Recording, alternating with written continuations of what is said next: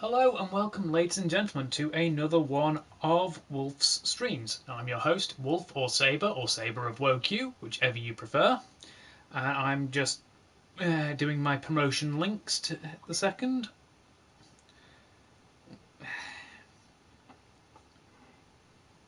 Trying to only take me a few more moments.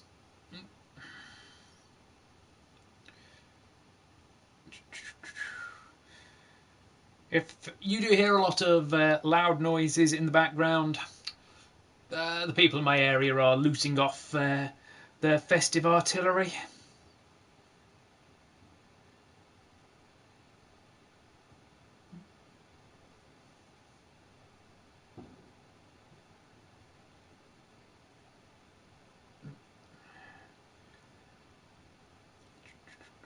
Almost done.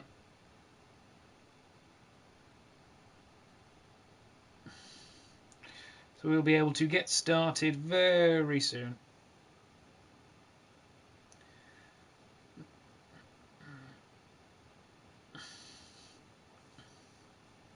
Where's it? There it is. Right.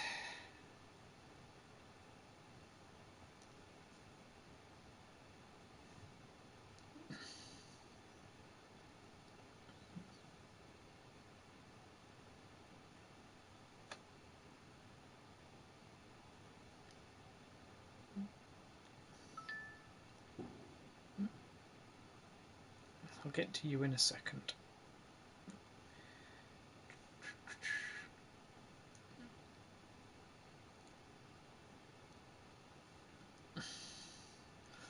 Right, let's get the start button going.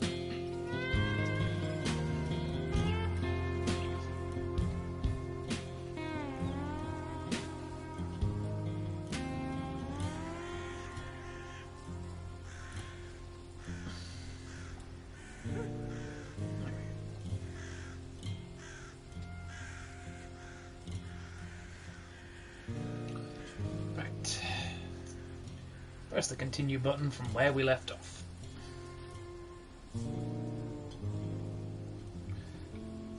I haven't actually done anything since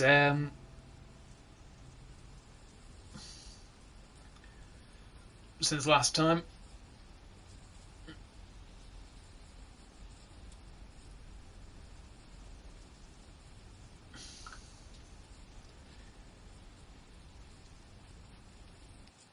So let's get this on the go.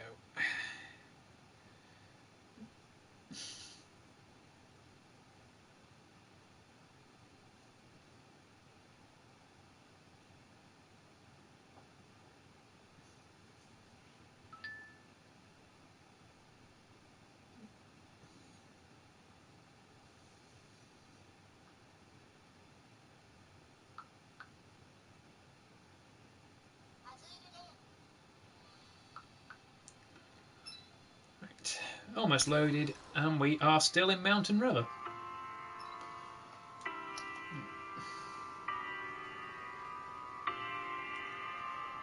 Do have to check my dashboard setting as well on Twitch. Yep, no, that's on the right the right one. Right.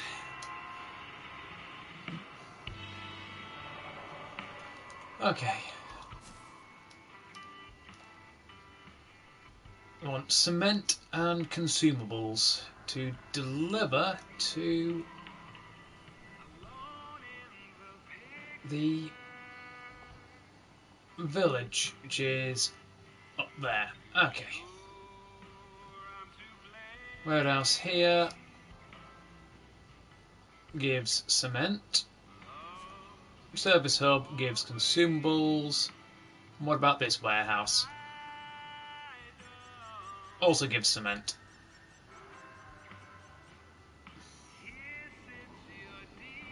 Right. Okay.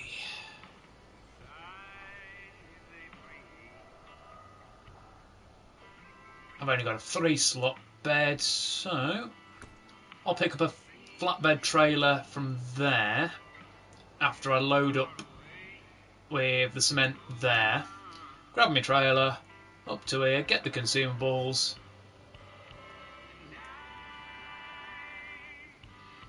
drop it off in the village. Fun fact, that's where you get the caterpillar from.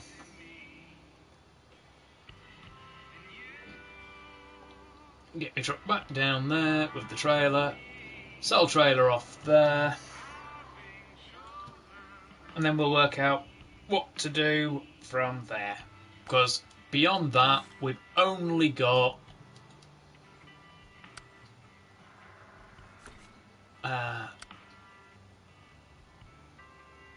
2, 3 missions, 2 of which are logging. Yep, that's all done. That's all done. I've done all the map ones there. So I'm pretty sure I have. Right.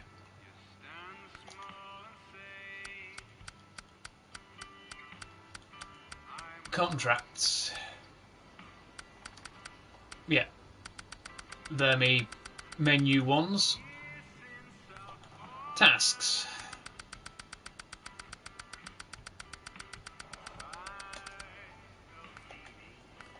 Contests. So, yep.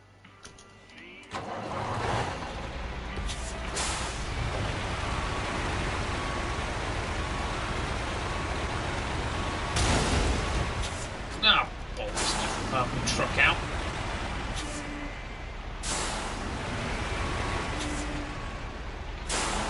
I'd need to go past the service hub. It's in one direction or another anyway, so I may as well go this way.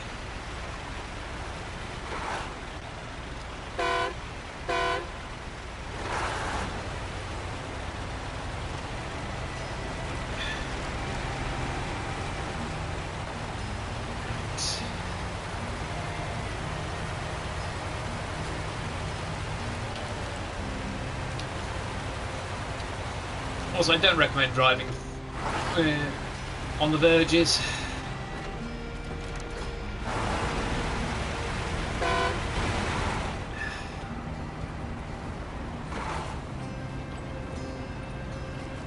This is quite a quite luxurious for a fairly Spartan cab. Top the fuel off. Top my suspension off. That had to hurt.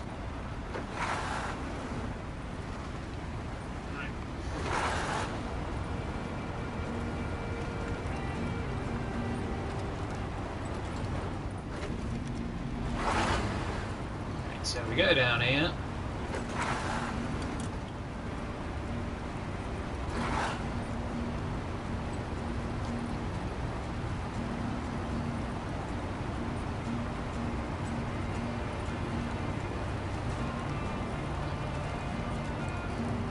Off up here.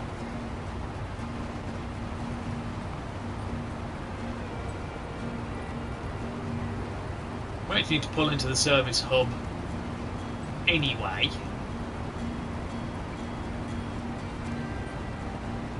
So I should have just gone with my original run and go to the warehouse first.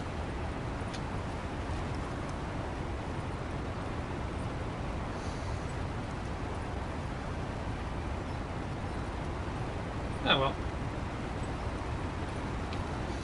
And of course, because we've loaded the game,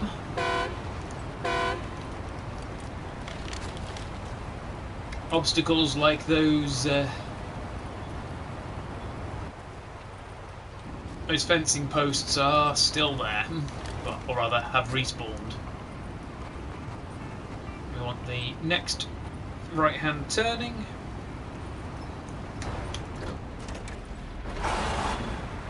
Don't want to rip another chunk of my truck off.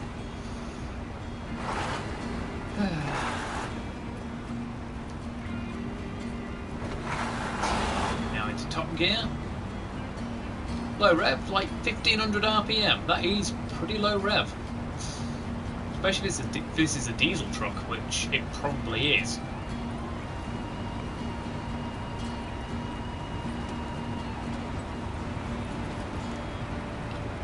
we're going down here at a high speed. We've dropped down to 500 RPM.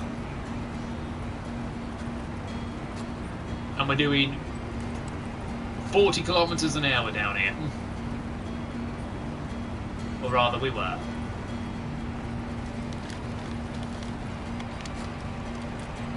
Uh-oh. That's where we rolled it last time as well. Mildly distracted. At least we recovered it this time.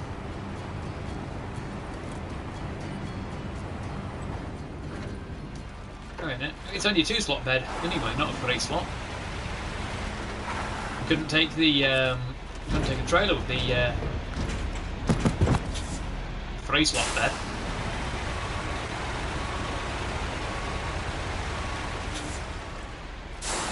And this is why I wanted to make sure I got the load before the trailer. Turning around with the trailer in this is a little hard. Because the trailer likes to do whatever the hell it wants.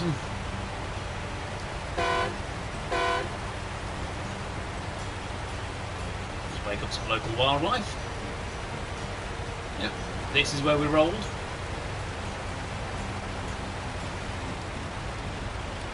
Let's take this cut in. We'll actually have to drop into a low gear. As a matter of fact, I'm just come to a complete halt by headbutting a tree.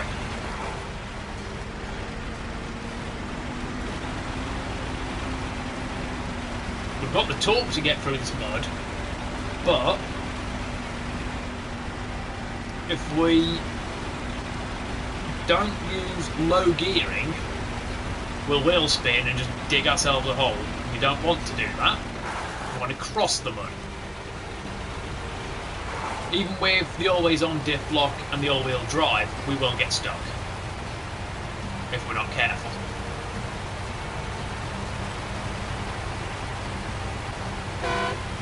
As ever, don't want to try turning around with the trailer.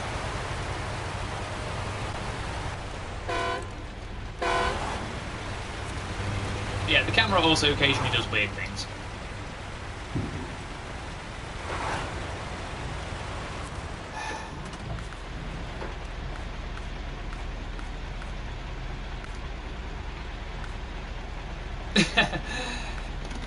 Hello my friend, thank you for being able to stop by, and if I leave the area and come back, it will have been put back up.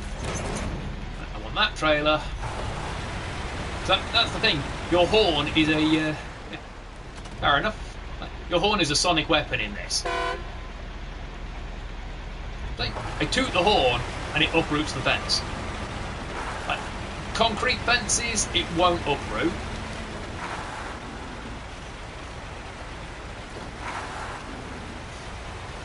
It's one of the best... Oh, I clicked the down button. Like, the barrier's in my way because when you first come here, this pipe is collapsed. I can just drive over them and rip half the underside of my truck out.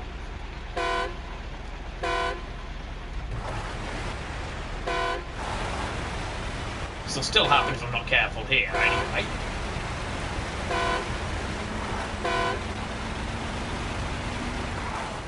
Especially if you don't have a lot of ground clearance.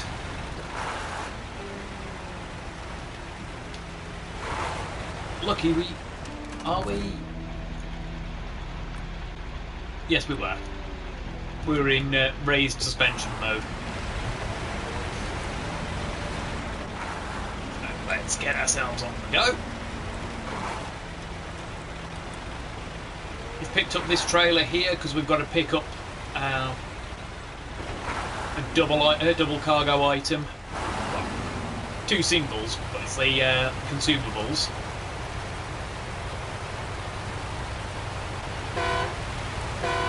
The thing is, like, if I leave this area to go to, say, White Valley or Northport and come back to Mountain River, that fence will be back, those barriers will be back. the works. It'll all be back. I need to pick them up from there, but trying to turn around the trailer in this, well, trying to reverse with a trailer is an exercise in fun.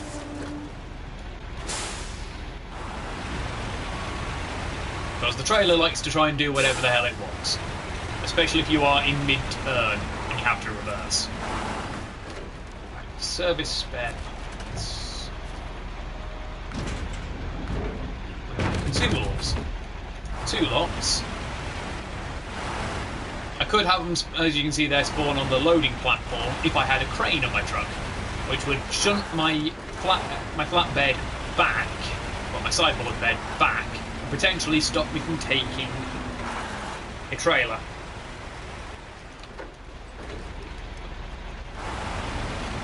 Sorted path codes around that corner. As we go. Yeah, this game is really nice and chill. And the music in the game as well is just wonderful. So calm and relaxing.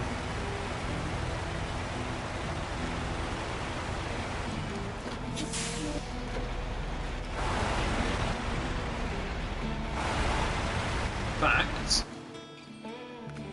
what's my music volume actually at? Oh wow, it's at 4. My engine is just that loud. Also, draconic paint job on this truck.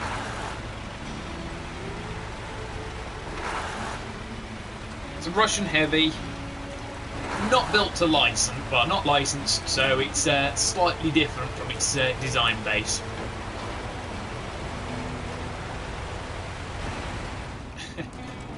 And I say it every time I do a stream of this, but I love to have the Ruby Mustang curtain. I prefer blue, but the Royal Sapphire curtain does not have a horse on it. So the only obvious choice was Ruby Mustang, because horses.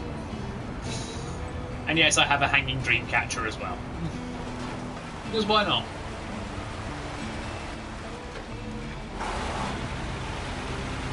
That's where I started today. This is where we finished the last map off.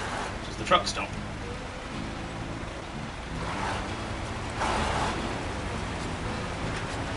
I've got a decent engine on this as well, which is quite nice. So we're just on the go. Right, we don't want the turn in through there because that takes us to White Valley. We want to go. Going to be a little precarious.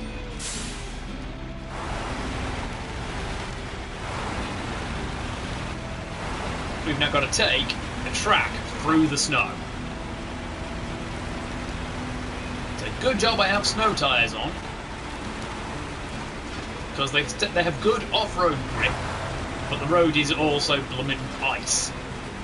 I would have been skidding everywhere otherwise.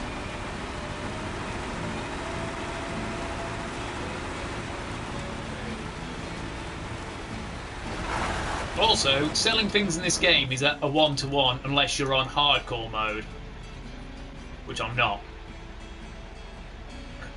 Okay.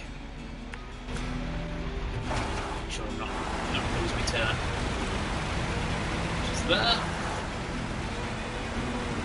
So what we want to do now is take this right-hander here.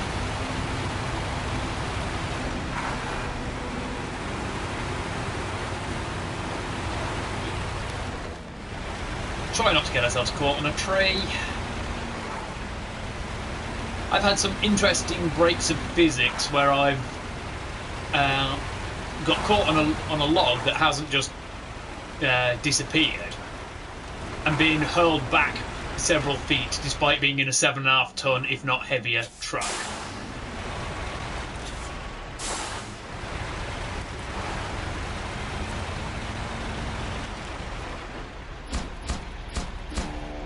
we go, that's that cleared.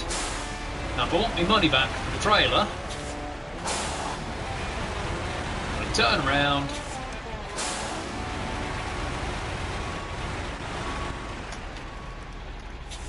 Awkwardly. In fact, I have a counter-rotating, well, not rotating, counter-steering rear axle.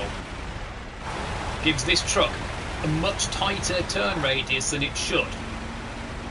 Well, than it should have. Now, this is where the Caterpillar was parked. Outside that house there. I had to fix it and refuel it, but it unlocks it for use once you finish that mission. And we're going to be using it in the in our next task.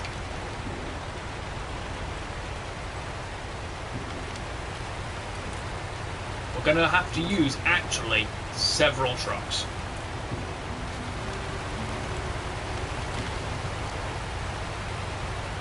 Watchtowers expand your map view.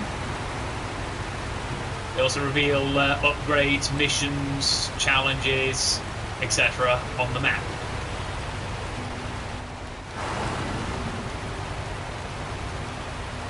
So when you first go to a map, this is going to eat into my fuel, so I'm only going to do this quickly. It'll look, if you've never been there before,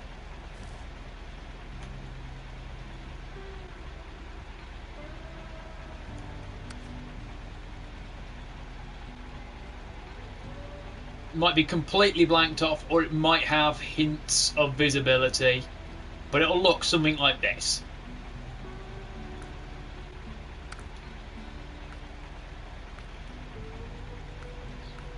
You actually visit the map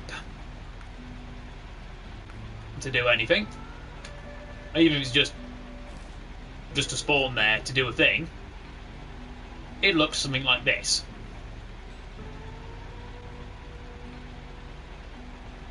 But then, to actually get a good idea of what's on the map, you have to visit the watchtowers. Which, as you can see, I visited basically everything on this one. I just need to collect the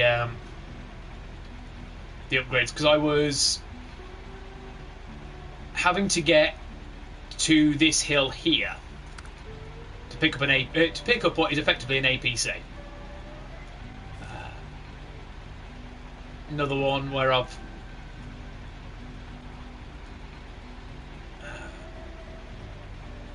there wasn't actually any watchtowers on this one. I had to do all this by hand.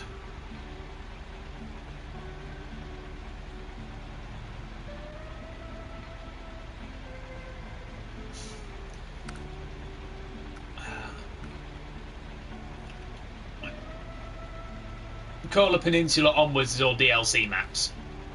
Glades in Central Asia, this is all the new map. Again, I've only been around chunks of this, so I was trying to find all the vehicles.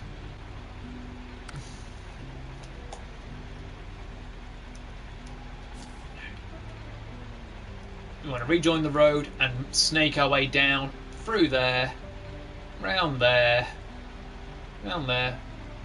back to the trailer store.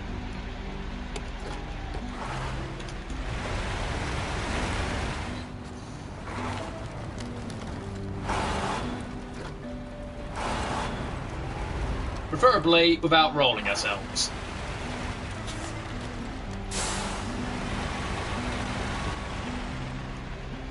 Yes, also lots of floodlights.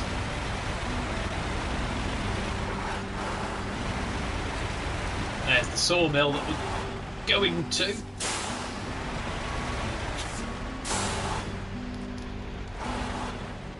Damn it. Handbrake. There we go. Sometimes even with the handbrake, you'll start to roll forwards.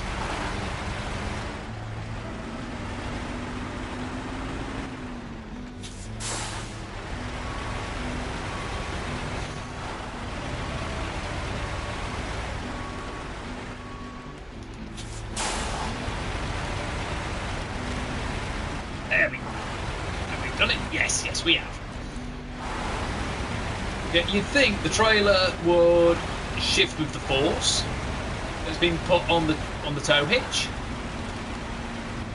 and it does if it's on like the corner of the trailer, like if it's caught on like the corner of the trailer.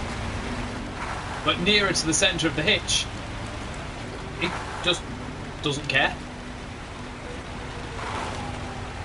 Like the physics engine in this game is a bit weird at times. Still love it though.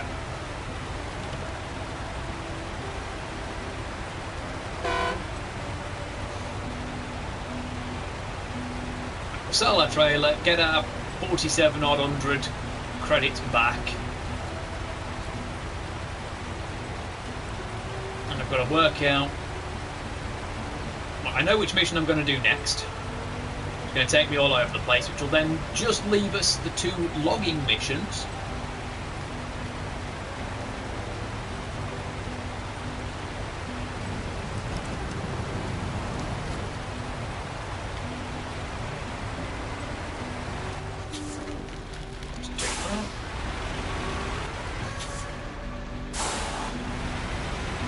But the one I'm going to do is a lot. I've got to visit a little bit of White Valley, some here in Mountain River, and some in Pedro Bay. And then I've just got a logging mission here, and one in Pedro Bay. Hi Banana, thanks for stopping by. And yes, beep beep. Oh, I was only 34 for that one.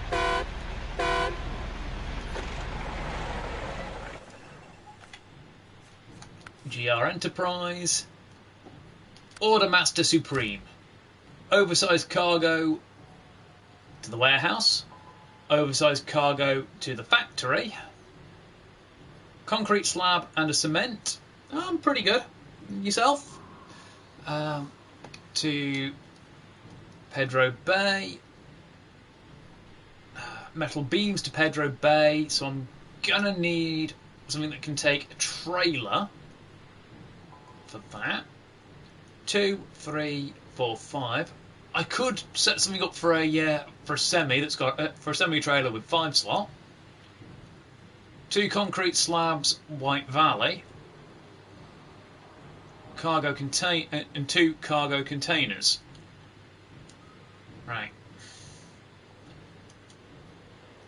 I can get cargo containers there. Oh, that's going to be a pain in the arse. So I'm going to have to pick that up from Northport. Oh yeah, it's going on here as well. It's one reason I decided I'll play SnowRunner tonight. Because it's a pretty chill game. Can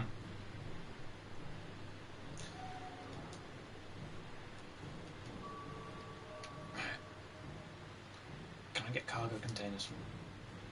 No. This is gonna get awkward. Because I don't want to have to compete with all my bloody neighbours and they're launching fireworks off to talk story stuff. Right.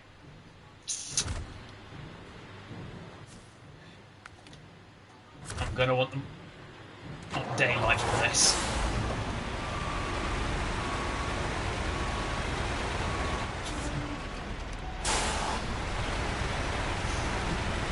Fair enough. What server do you actually play on, Penana? I'm pretty sure you said before, but I don't recall offhand.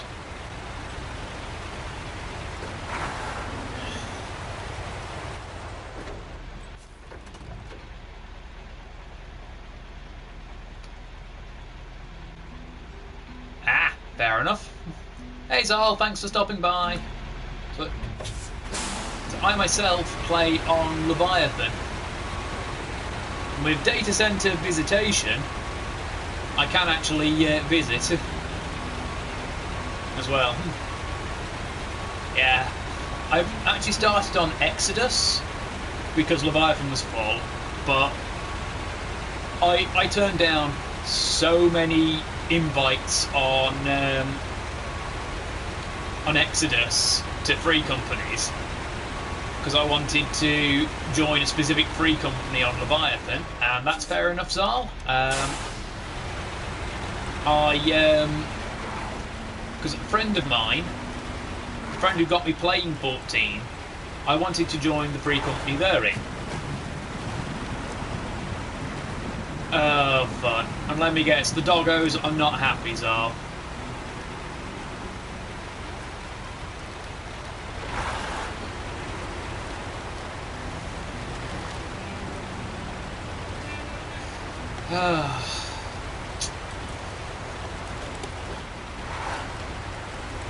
I myself don't overly enjoy fireworks displays. I've got to get, because that's useful at least. Like, I don't enjoy firework displays because especially the big skyrocket ones, they're very loud, very sudden. To be quite honest, it really screws me up. I suppose, though, grim as the situation is, let's try to keep that off the stream.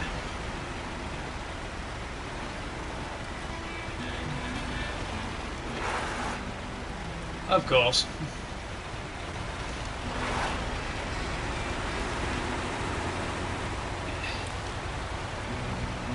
Yeah. Let's make our way up here.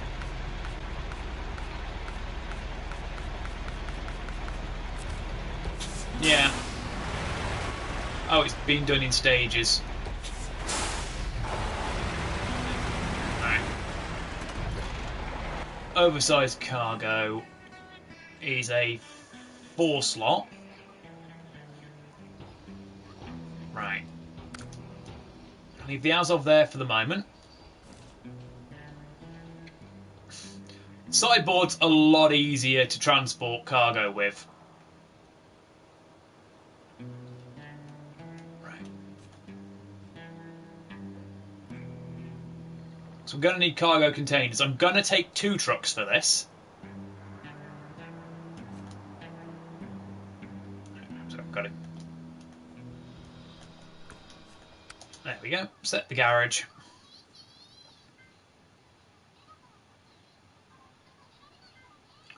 So let's get ourselves off to the garage that you start off in Alaska. It's the second garage in the game as well, because when you get to the first garage in Black River, it teaches you how to transfer areas, and it sends you to Alaska. So what we're going to need... Also, I absolutely love this thing. I just wish I could put snow tyres on it. Unfortunately, you can't. Fun horn. Sadly terrible horn, but very good scout. Right, we want this. You get this from the mission in Mountain River. We want that. Sadly, no snow tyres, so we are going to slip and slide. But this takes cargo containers. You just can't do oversized cargo. You also can't repaint it either. Right.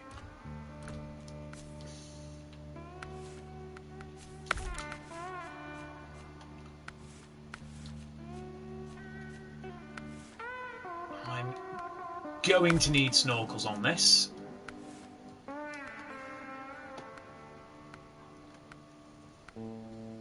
This is a big angry truck as well, this one. Right, let's get ourselves OHD off-road snow tyres. The 2 Derrys are based off US military trucks. This is its normal paint scheme. The paint scheme I normally do is this lovely blue. But some trucks that have special skins, I'll put the special skin on because, you know, why not? The other Derry Longhorn, another heavy truck. Right, I'm probably going to need that. In fact, I'm definitely going to need it. There it is. The 3194, it's got charging gears on it, and is an Oshkosh M1934 or something like that. This truck I enjoy yeeting off the airstrip in. Actually, I'll store that for the moment then. In White Valley, mostly to amuse my to amuse Mad Cat. Right. Unmount the saddle for the minute. So what we're gonna do is we're picking up oversized cargo. Oh, I actually have a rear steering axle as well as a front steering axle. Nice! Right, what we want is... There it is. The super heavy semi-trailer. It's gonna be a nightmare.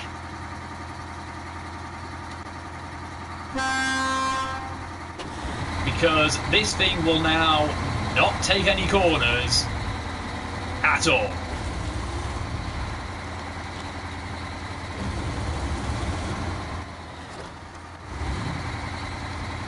I mean, oh, bloody hell. Yep, got myself caught.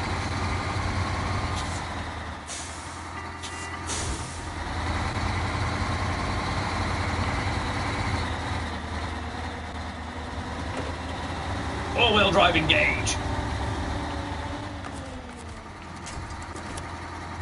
I am going to brute force this trailer.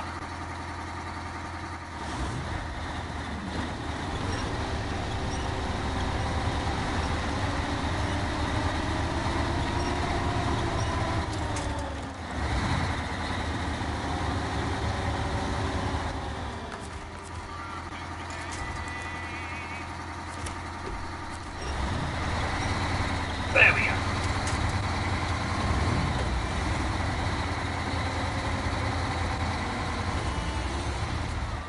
You can see just how long this bloody trailer is. Oh no. No! I feel like this was probably a mistake.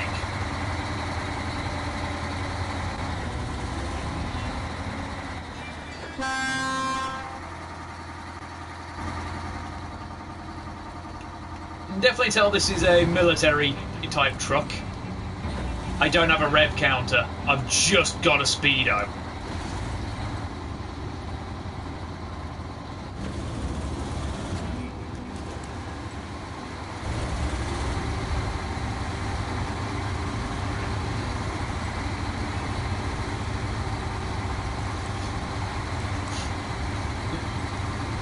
Zal, I imagine your first car's rev counter was stop and go.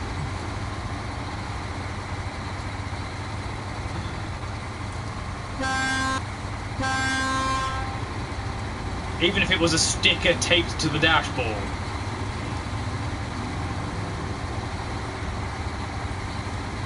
And yes, I'm being facetious.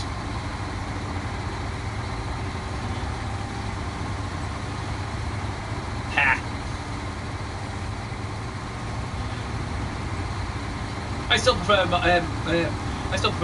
my version of it though.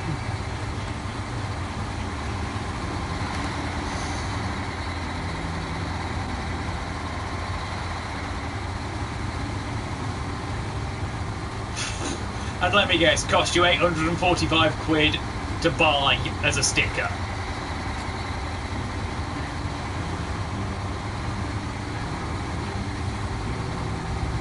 Ancient back then or ancient today? Also, yes, my wing mirrors are about nearly half my truck's width again. Oh, Blumeneck. I'd say that's probably P-Reg, I think, is about 1987, I think. I'm not 100% on that, though. I think P-Reg is 87.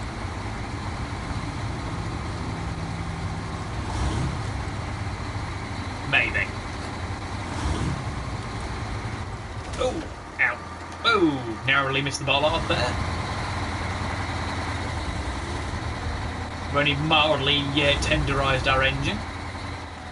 Now comes the fun part. I can get one of these, I believe, on the twin steer.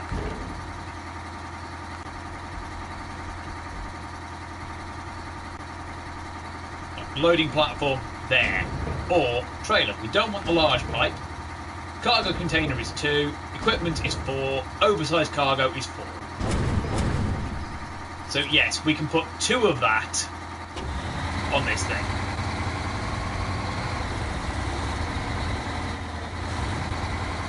Because of the sheer size of this trailer, I dread to think how I'm actually going to get it round here without rolling the trailer, because I don't really want to roll the trailer.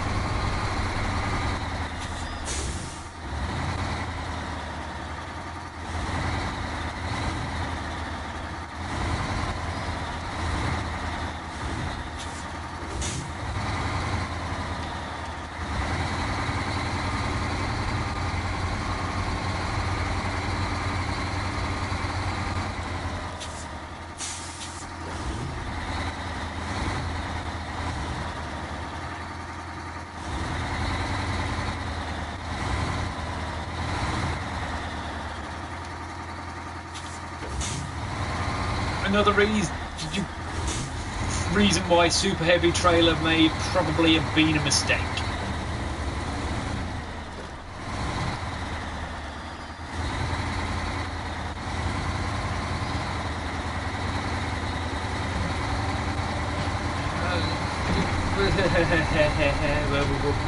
Whoa.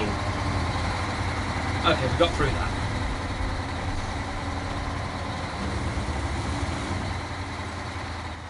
Huh.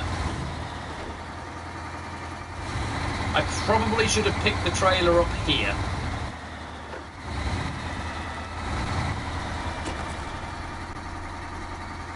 In fact, that's what we're going to do.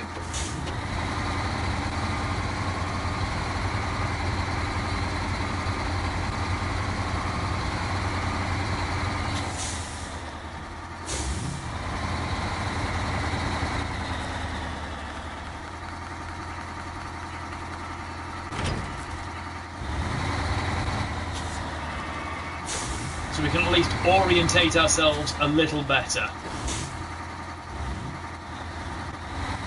Possibly.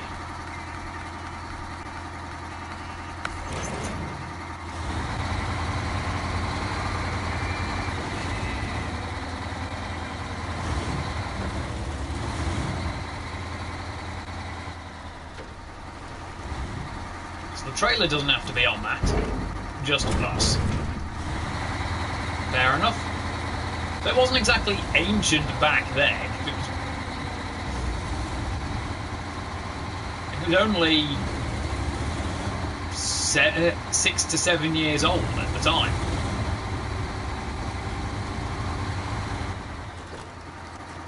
Just want to pull off there for the second.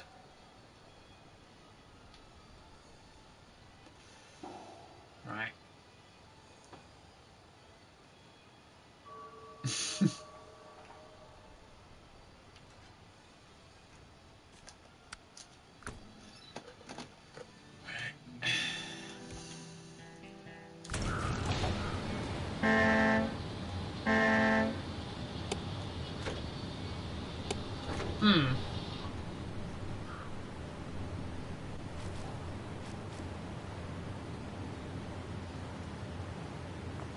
with Caterpillar, I can only imagine that thing in the middle is my speedo. Also, this is articulated in the middle. And because I don't have snow tyres for this at all, I've only got a variety of mud tyres. We are going to skid like hell. A lot. You also can't put a snorkel on any of the 3 Caterpillar vehicles in this game. Though the only one of... Well, there are... Actually, there's more than 3 Caterpillars. There are 2 heavy-duty trucks. 1 Scout and... Not every... Well, that's the thing, Banana. Not every truck can have snow tyres.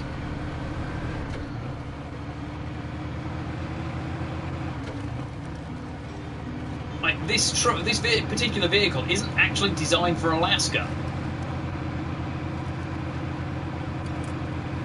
The P16, which is a Pacific truck made by a Canadian company, is designed for logging in the Yukon,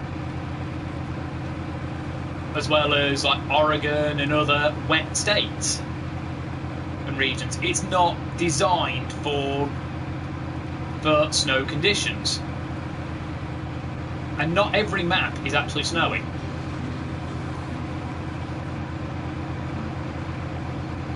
A surprising chunk of Taimyr in Russia is actually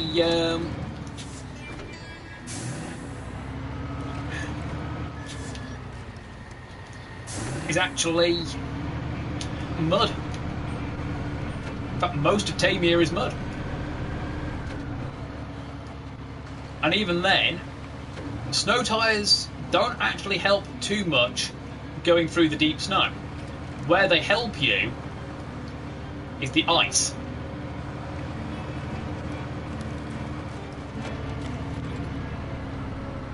Like, this road here is covered in ice.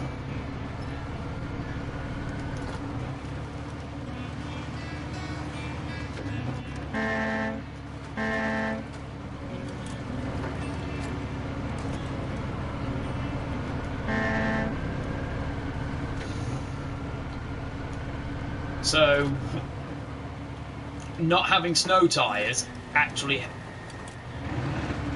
basically, especially if you're trying to go at speed,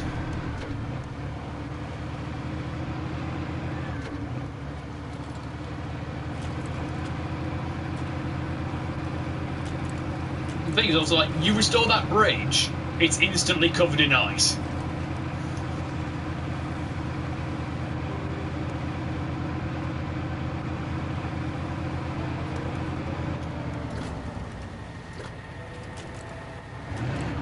You have better luck with a truck like this taking it across the snow itself.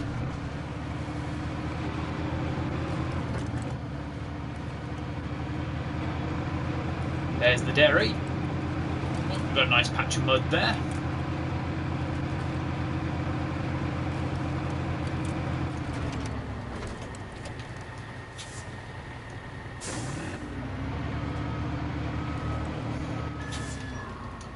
It's a little easier, actually, the road than one of the other spots.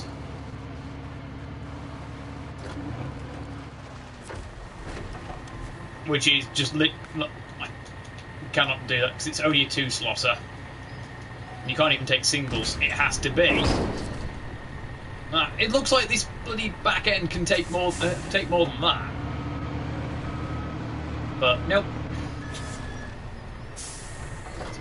Park there. That spot there, if you don't have snow tyres, you're in for a lot of fun. Right. Let's grab from storage.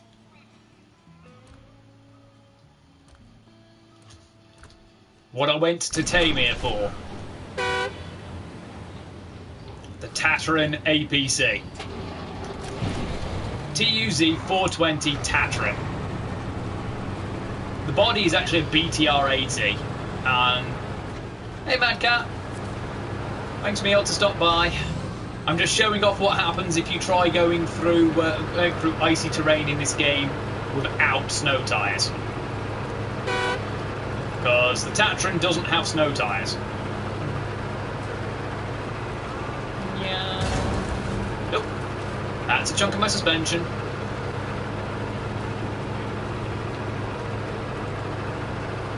You'd think for something that's an amphibious APC and an off-road fire engine combined, that it would actually have some degree of amphibious capability, but you can't even put a snorkel on this thing.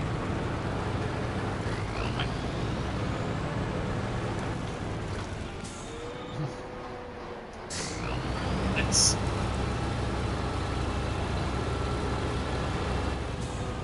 No.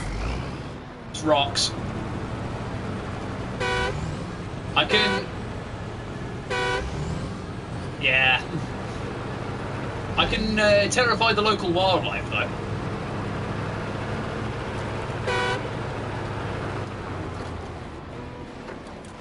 But yeah, this thing will just slide over ice. And despite all of these windows, you only ever get to see out of this one. Nah, you don't terrify Yogi. Besides, I'm not in Yellowstone, I'm in Alaska.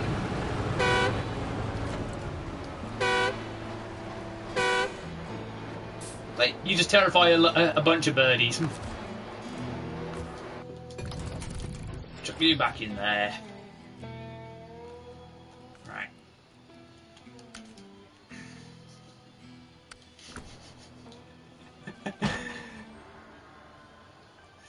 Yeah, okay. So let's get route plan. This is actually going to be very tricky to do.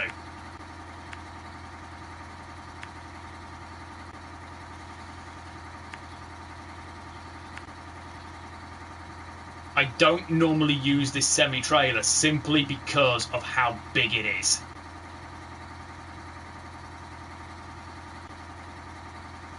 I am probably going to regret it, but I'm going to go with this more off-road route here because of some of the tight corners along there. At least here I can attempt to just barrel over it.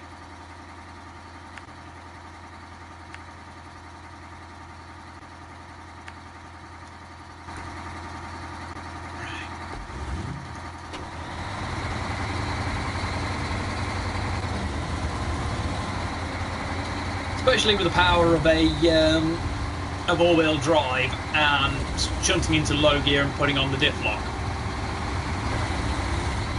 But also, I have 3 drive axles. The downside is this thing cannot hill climb at all.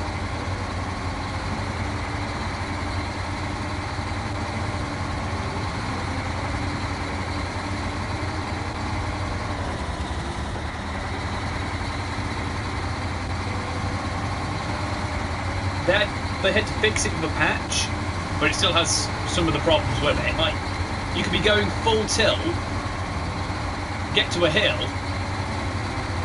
like, you could be completely unloaded as well, just going at a hill, and you end up stuck in place because you just lose all momentum. So a lot of the time they recommend switch to low gear before you get to the hill.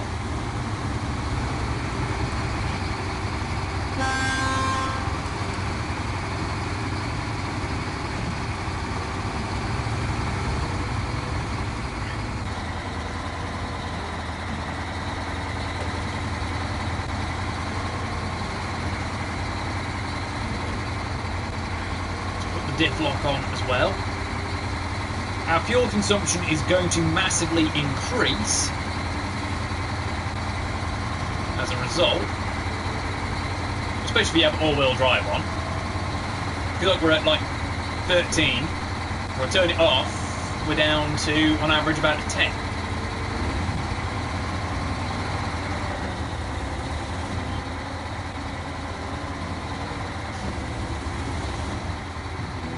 Basically, we'll chuck it on under standard conditions. Rate of fuel consumption is also determined by terrain as well. Do not want to click that arm code.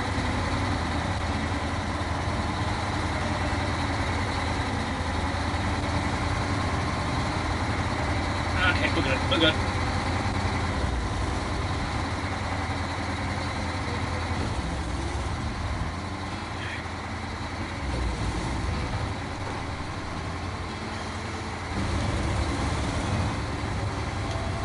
How stupidly long this trailer is. Taking corners is now very challenging. Far more challenging than if I did 2 runs in the Western Star 6900 twin steer.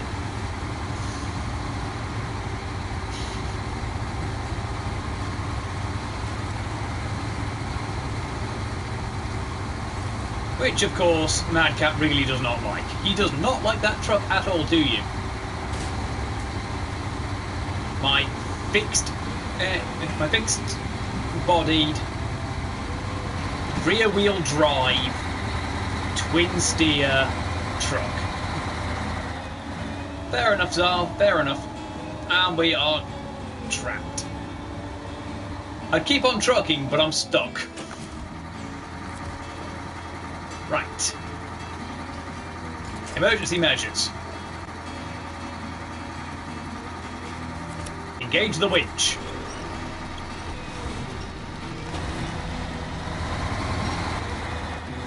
There we go. Unstuck. Partially. Oh, I see what's caught us. We're caught on a rock. And we're also caught there as well. But yeah, single rocks on the road can in fact pin a massive load.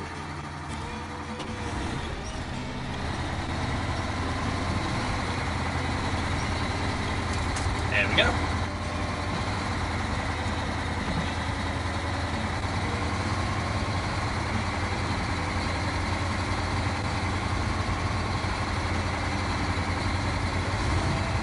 Low gear so we can actually get some momentum going.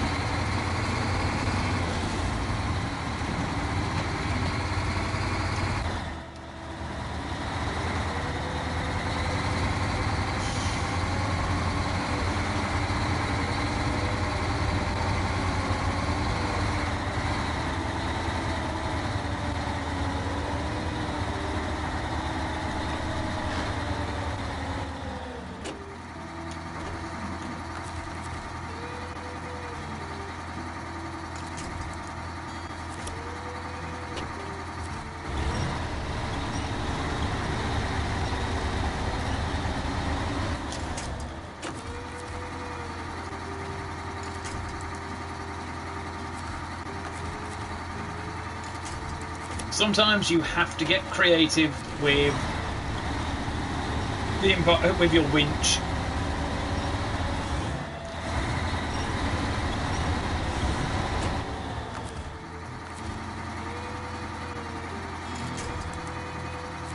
To get through. Right. Unfortunately, you can only have one winch tie active at a time.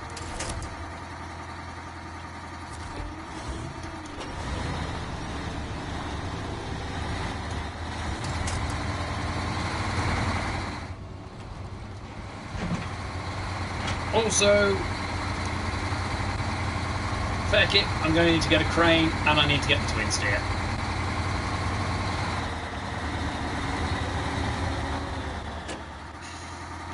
There are just too many tight corners.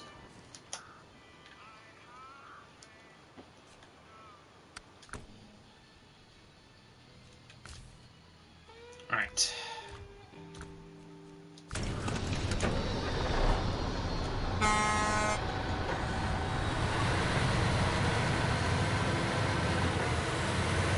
Annoyingly, I can't just go up to it and go, oh, transfer load across. No, I have to manually crane the load over.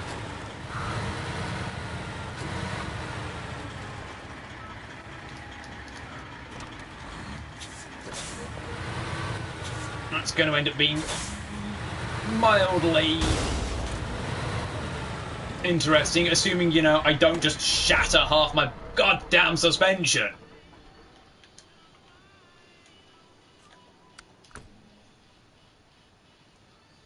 Right, truck storage. Sadly, I cannot put a crane on that. Or on this, which comes from DLC, from the Yukon. Cannot put snow tyres on.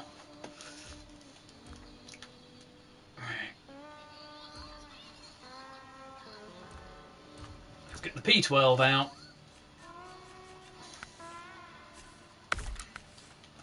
This thing is actually a fairly good crane truck.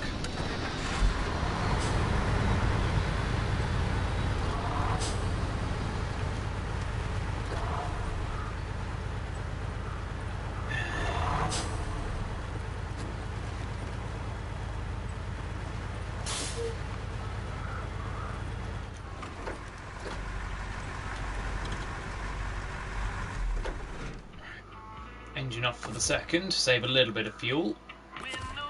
Change to the dairy. Unpack your cargo. Back to the Pacific. Start engine, because you can't run the crane without the engine. Also, crane has its own lamp.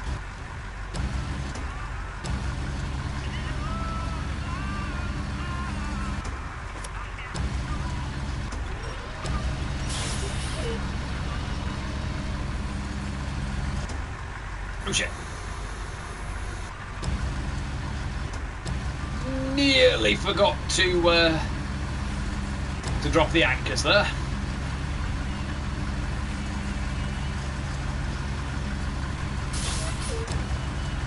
Could have been mildly problematic, shall we say.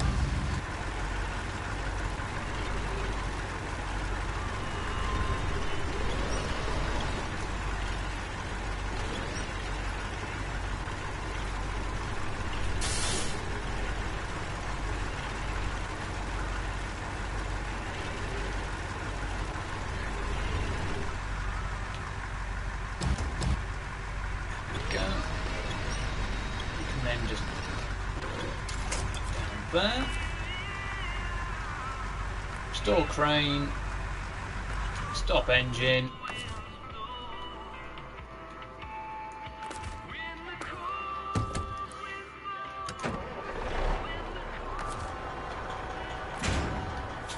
Make sure I pack the cargo. Engage all-wheel drive so I can actually go somewhere. And I can swap that massive trailer for a 4-slot trailer instead, which is, well, 4 to 5 slot trailer, which will give me a bit more control. Especially since I can just deliver this one to the warehouse in the awkward spot.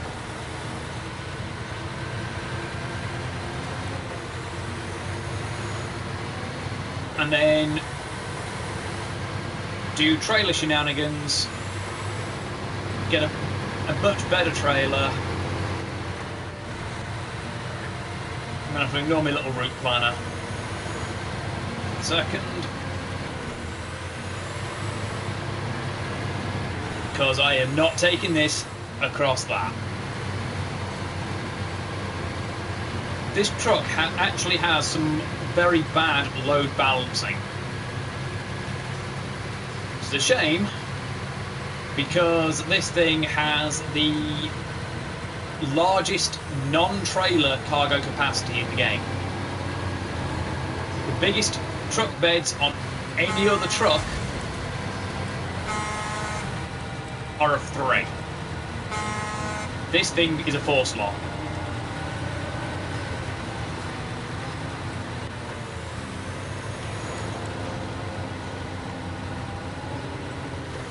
So we get round there, barely. And this is twin steer because we have twin front axle steering. But its fixed body makes it a little bit of a beast to turn around corners, which is one of the main reasons why Mad Cat doesn't like it.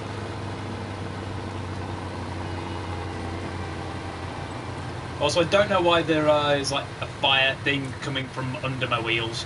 I don't know.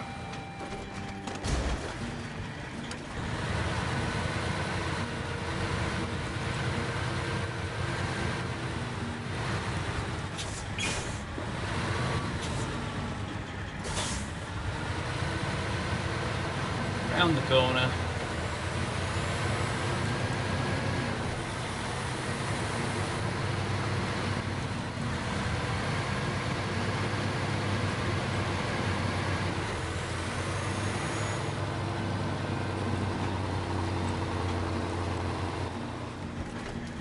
Ooh. Yeah, as you can see, this thing is definitely not particularly stable. I can't have a hanger as well as a curtain on this, not enough space. Also, very clustered dashboard as well.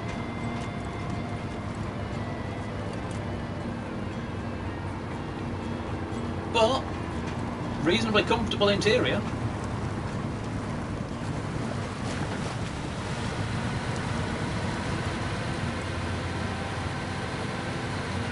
Which I suppose is a good bonus. We have dragons and tribal pattern up top. What we're going to do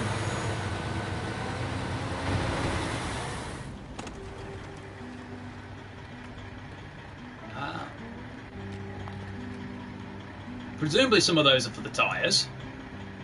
There's my fuel gauge. Bear in mind, I've got 8 wheels, so only some of them should be my tyres. There's going to be an oil pressure gauge in here somewhere, a temperature gauge, and about half a dozen other things. But we're also going to be a little bit cheeky.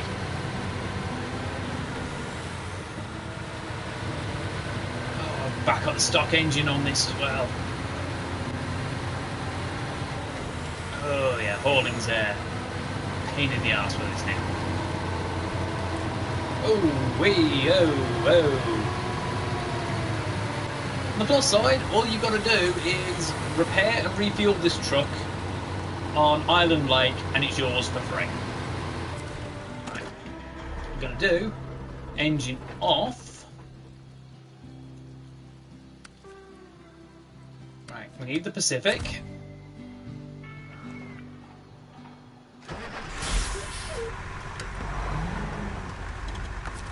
Crane mode, stabilizers on.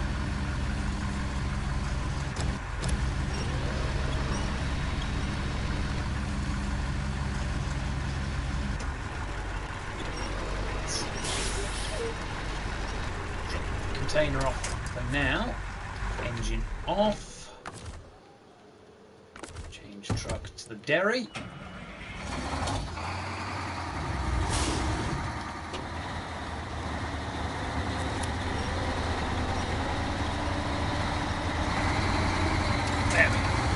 Ourselves unstuck.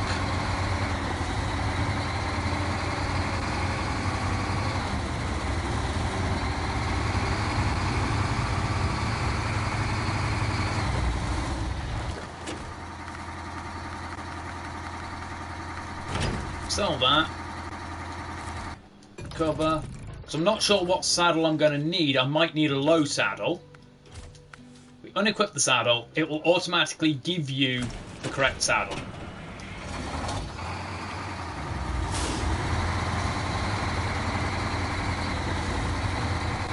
Yeah, yeah, that is precisely why I changed my mind, because I was going to take both containers using the dairy.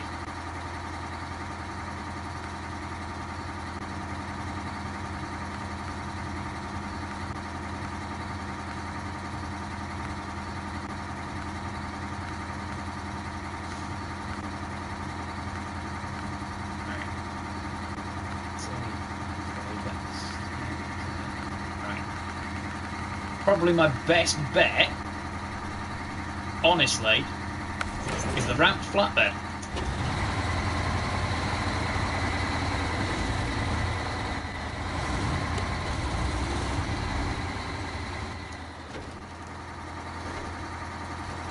Probably should have taken the other exit for wider turn. But the plus side is this trailer is a lot more mobile and a lot easier to turn. It's much, much shorter. We're not just going to drive away. Means I have to have my engine on to do that.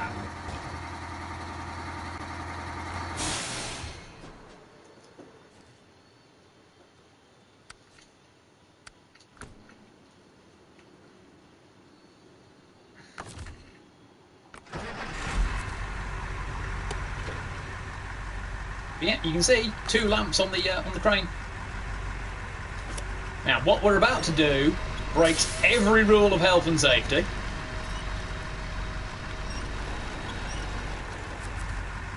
But our crane literally cannot reach where we need it to go at this second in time.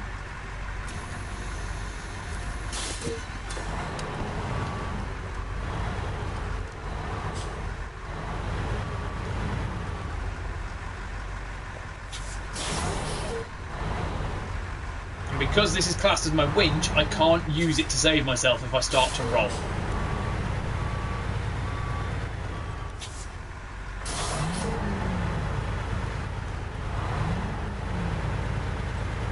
But yeah, this breaks literally every health and safety and OSHA law in the book.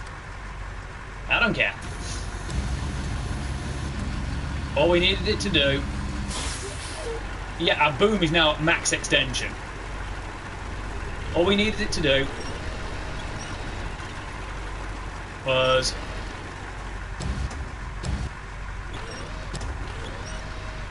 be able to drop it off there. If I've done it right,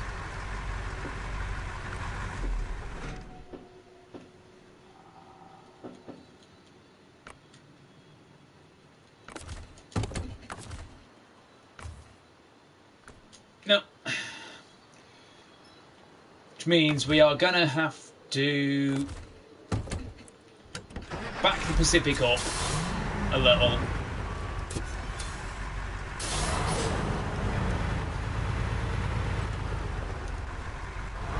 Oh, that'll do it.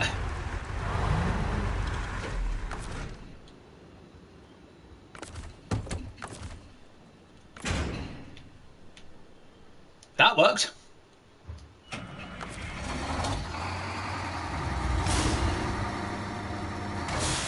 Off a second. I'm going to need to set this up as a logging truck in a minute. So chuck you back in there for now.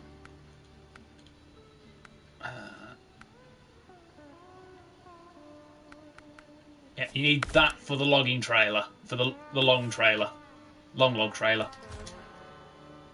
Words.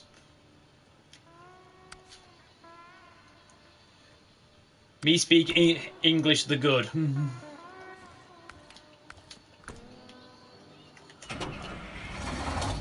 But yeah, we're going to do something pretty cheeky with this.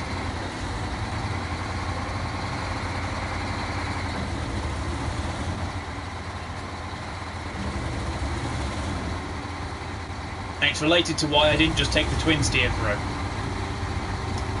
It cuts out, well, it cuts down the number of loading screens I have to sit through.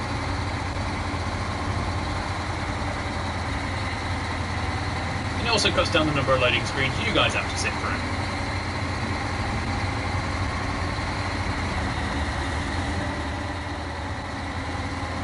And it is, in part, how you pick up a couple of achievements in the game.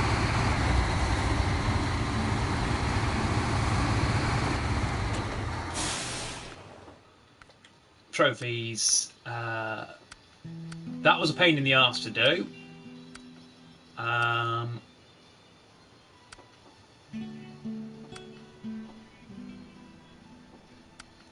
That was a pain. That's easy enough to do.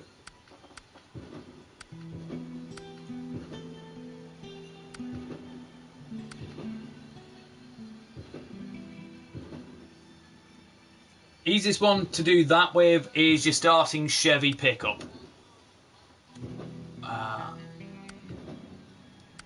I need a friend who's getting access to the construction semi-trailer to be able to do that, because you need to use a heavy crane. Where is it?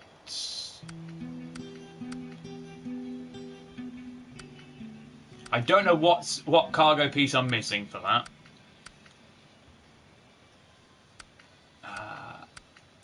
Where is it? There we go. Transport a winched vehicle with a broken engine from one map to another and put it in a garage. Best done alongside another trophy.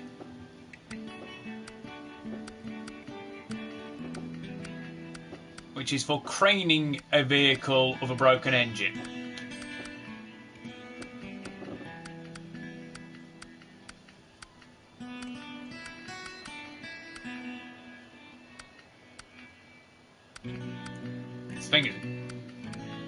No, winching a vehicle.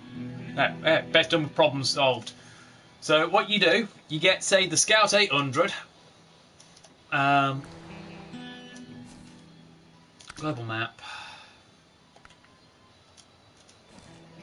You go.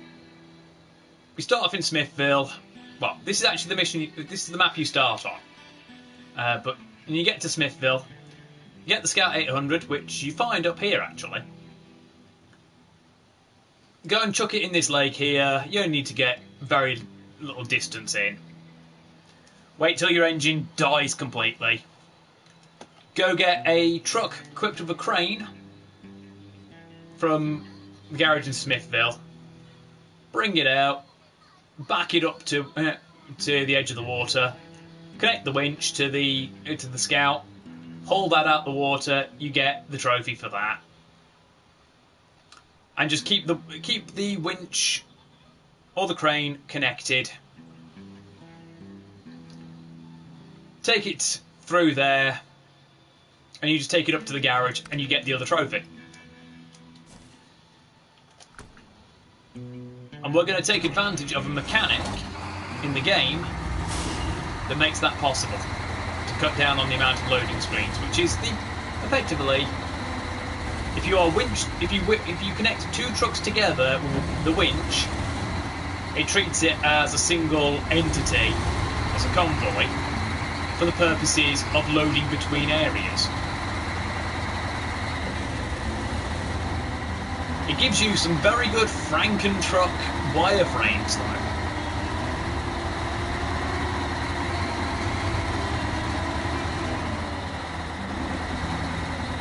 Diff lock on as well.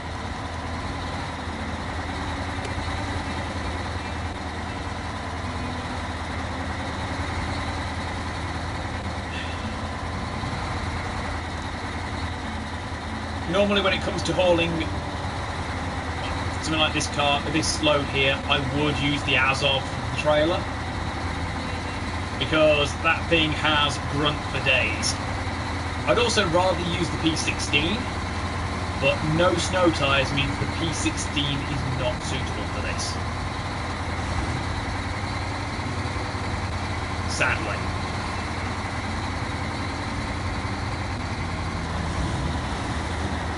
got a bit of momentum going. And we had some momentum going.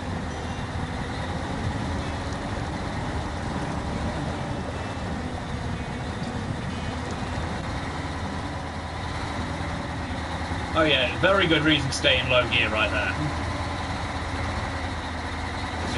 We've got to get to it. Now imagine trying to do this with the super heavy semi being towed.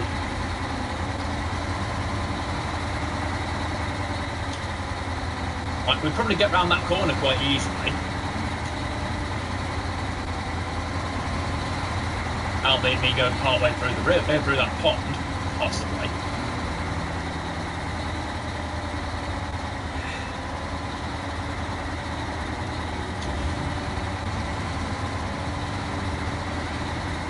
Reach the foot of that, low gear, diff lock on. Unfortunately, I've got to go back to main if I want the best engine on this. But now I've got easy access to the upper end of main, so I don't have to go halfway across the map to get there. So I've got to restore the gateway on the far side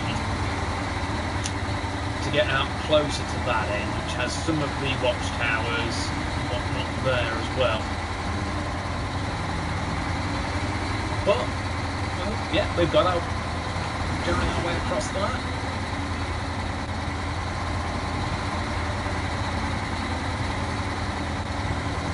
Our all-wheel drive is paying off.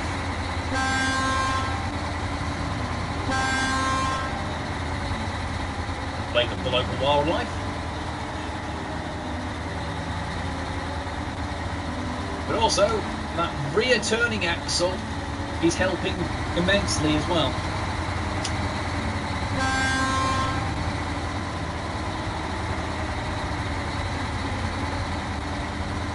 Because it turns in the opposite direction that you're going.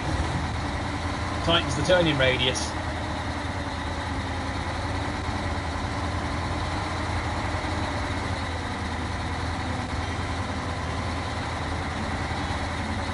I hear a vehicle outside, so I think my dad's got home now.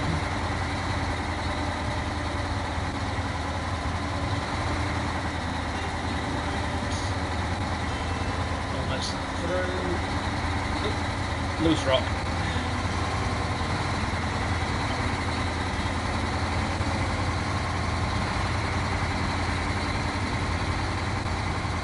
One thing I hate about sideboard trailers, well not sideboard, flatbed trailers, is they have a productivity to dumping your load off if you tip them more than about 30 degrees. 1 second, folks, I'll be right back. There.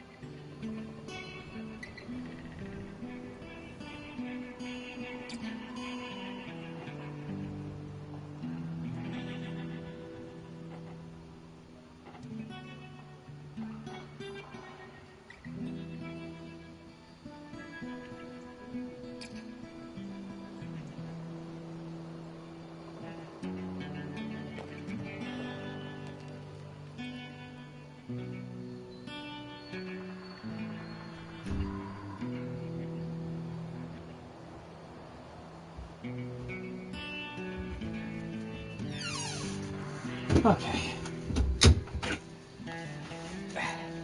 I'm back. Sorry about that. Yeah.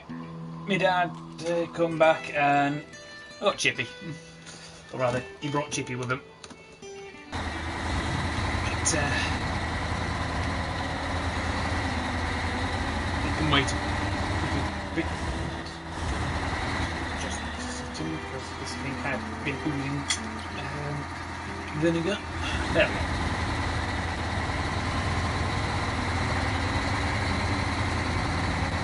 Okay.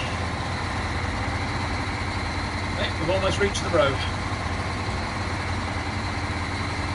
Like I say, we'd have been able to brute force this with the super heavy, potentially.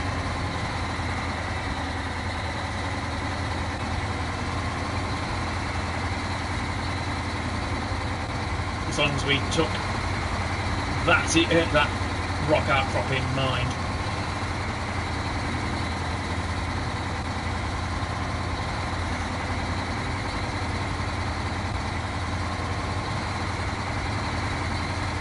I really hope we don't roll the trailer at any point along before we get back to the main road, because it's going to make recovery a lot more problematic.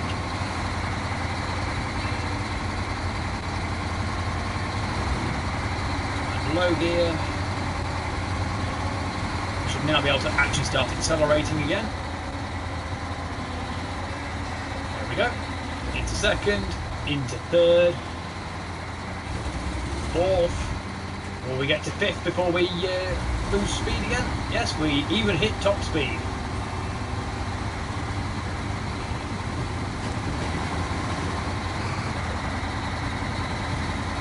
We temporarily hit top speed.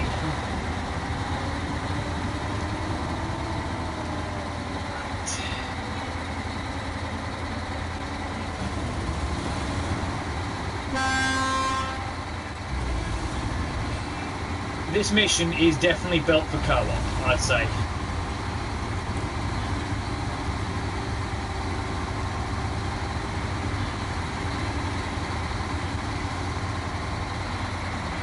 Sheer amount of things you've got to pick up.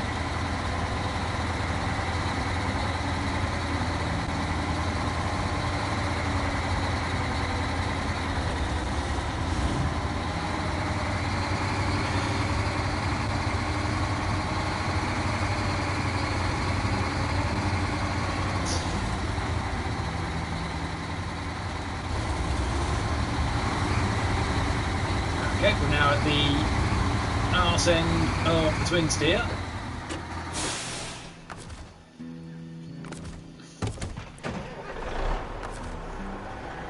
Attach winch point, back end to the dairy, travel to Mountain River, be prepared for Franken truck.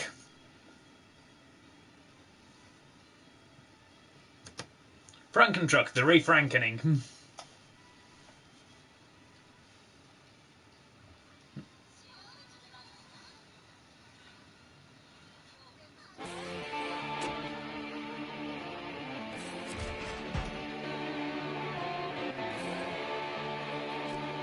This one's actually quite boring because the length of the dairy is in the thing there, but the length of its trailer means we are spawning inside the trailer.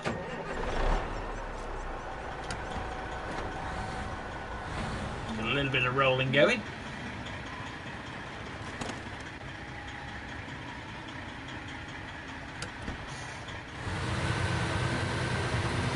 But that's how you do it. That's how you do it. Get two trucks in with one person on one loading screen.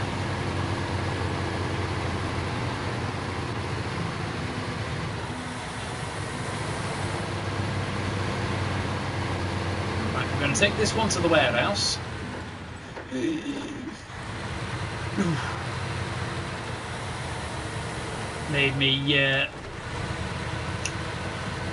Made me gut clench a bit there.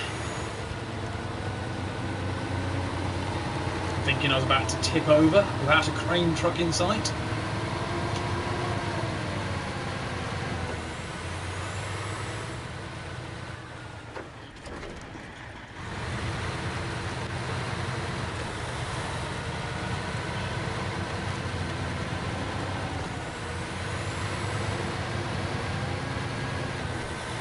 Although we don't need to worry about our fuel tank, because we only need the next right-hander.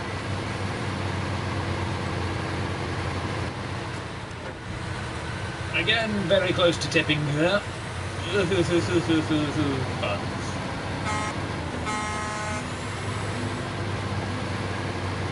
Also, for the record, Magcat, if you are still lurking, if you want to do co-op on this, you have to get to the garage in Black River.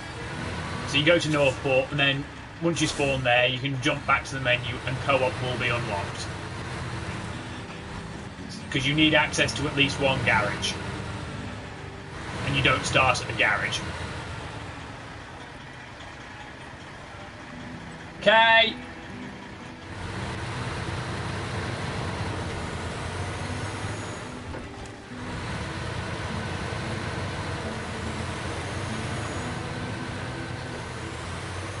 So, sort of.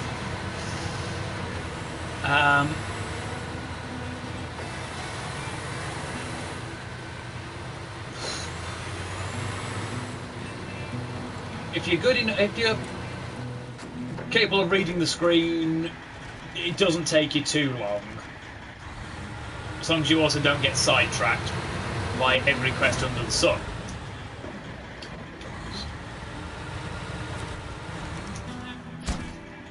Go. Right. Again, you start in Black River. You start off somewhere around here. What you do, you go to this watchtower. You learn how to watchtower. You go down here. You go down here. There should be an objective here to pick up to repair bridge. So you get that. You go through. There is a truck to pick that you can pick up here. So you grab that. You come here. You pick up a sideboard or a flatbed trailer on your way. You pick up the metal beams from here. You go along, you drop them off there. I think maybe it then wants you to pick up some logs. Not logs, some wood or something, maybe. So you go to the lumber mill, pick up the planks, and drop it off there. Your next objective then is go to the garage. So you follow this road, and you go to the garage. You go in there, tells you, okay, you can now go to other areas. Go to Northport. So it teaches you how to go to global map. So you then go to Northport, and you select your garage. You go to garage, and you bring your truck out of storage, which it teaches you how to do. Tells you, okay, you can now leave the garage. Puts you on the map. At that point, you can save, back to the menu, and boom, co-op unlocked.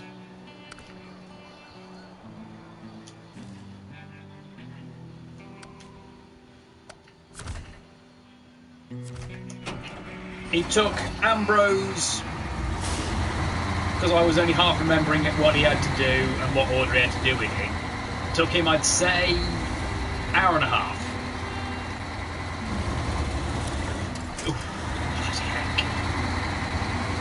Otherwise, though, I'd say it should only really take, at most, 45 minutes to an hour.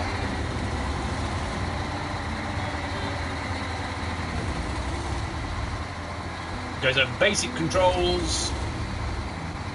what to do with a watchtower, etc, etc. And all you have to do to get to that bridge, to get to the garage, is basically learn how to open the bridge, how to repair the bridge, so getting loads and whatnot, and get a truck that can take the right beds, because these, you start with the Chevy pickup and that can't take the full-size trailers, only scout trailers, and you could probably get a scout flatbed or side bed and take them out of the load of metal beams quite easily, because it would be a 2-slot. I mean, I was towing that pallet, the trailer of 2 pallets of bricks because it was a scout trailer, which, by the way, folks, is still there. That trailer is still in mid-air, and oh god, back. That is exactly what I didn't want to have happen. Lesson here, folks. Make sure you're controlling your speed. Especially with a trailer.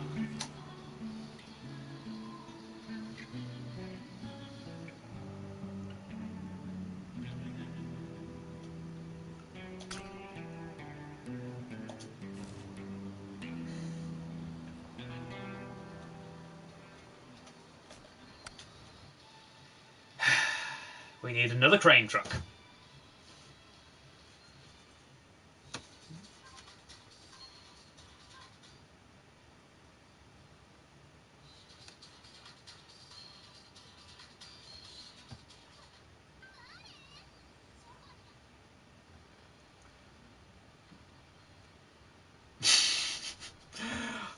Middle of nowhere, 10 miles away from anywhere, from where you actually need it to be.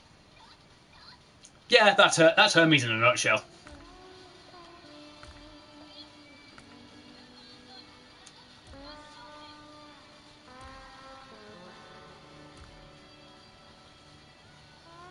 Can't put a crane on that, sadly. Can I put it on the Tatra? No.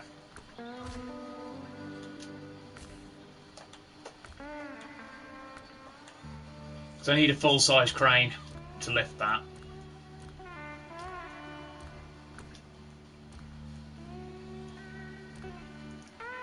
Does not have snow tyres, does not have snow tyres. Also does not have snow tyres, but I'm still going to be using it for the medium logs anyway. This, along with the hours of, are your 2 3-slot bedders.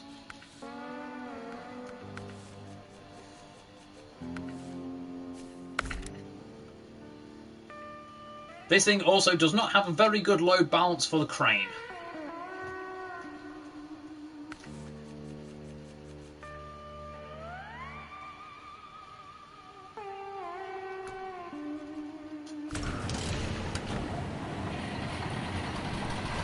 Like, you could put that crane probably 8 foot further forwards and it'd be perfectly fine. Well, not 8 foot, but like 4 foot further forwards and it'll be fine. I do, however, have the high-range gearbox on this thing, so this is actually going to be fast.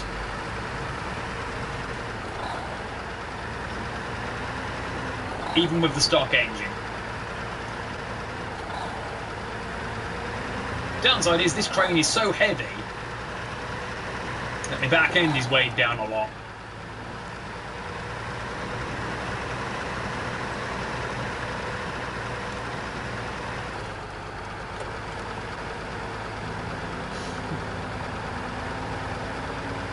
I say this thing is going to be fast until we hit deep snow.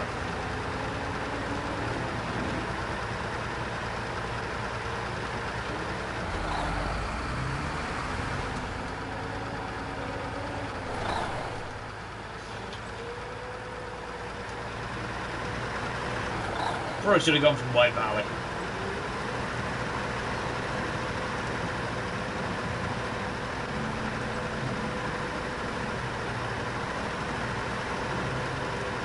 Notice we're in 5th gear out of 8 at this point.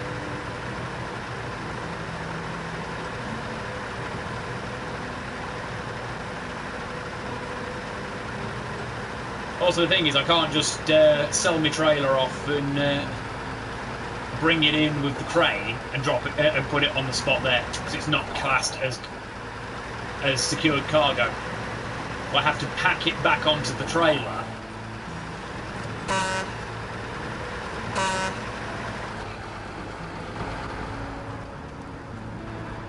Also, lots of dials.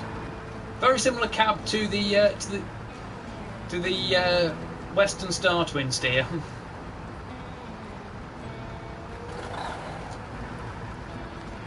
But at least my rev counter and speedo are actually clearly labelled RPM and MPH.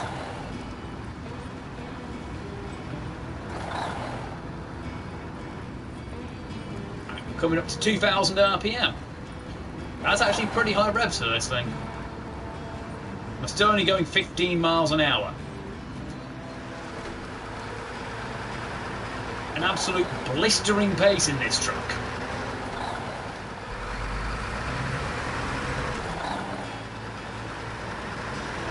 Though with the Forester, I can't work out which gauge is which. I can't tell which, because they're both digital displays. I can't work out which is my revs and which is my speedo.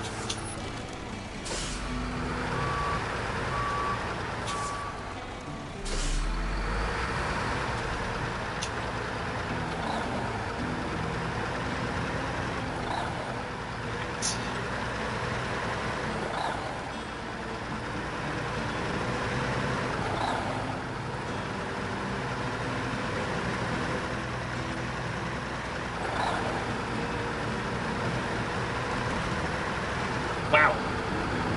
Narrowly avoided crashing into that, which would have been very, very painful for us. Also, for the record, the crane anchors can get caught on things. They're not intangible objects until set down.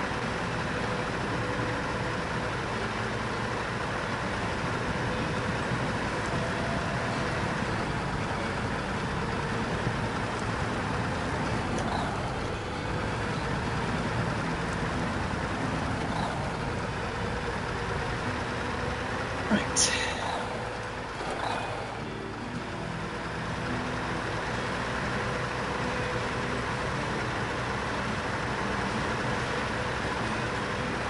This particular truck you actually get from Wisconsin. And all you do, I believe you just find it on the map.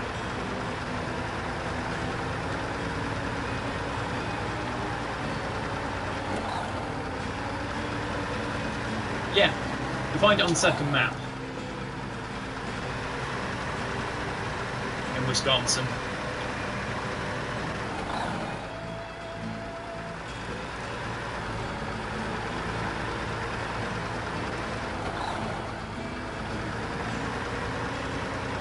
We're almost there.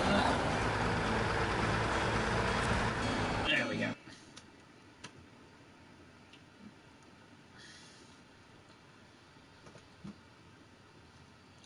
Oh yeah, Mad Cat. Did your daily rolls on your daily roll on Arc Nights get you anything nice, or just more trash?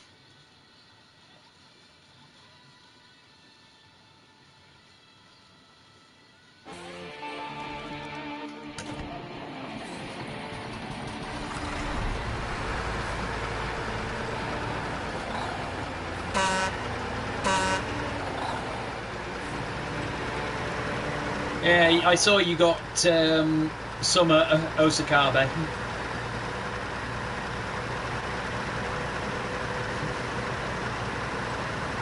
I made 2 rolls on the first banner. Just got CEs. And I can't spend too much. I can't spend too much Saint Quartz because start of December we're getting the Hyenkoku event, which gives us Caster of Limbo.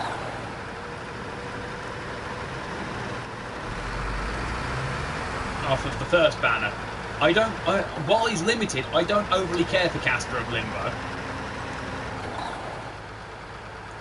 I'm much more interested in the 5-star Saber off of the second banner, which is Ibuki Doji.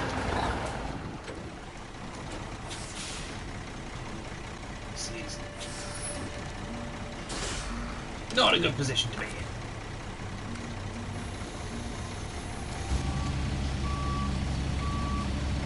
But I also want the 5-star Lancer that comes on the event right after, which is this year's Christmas event.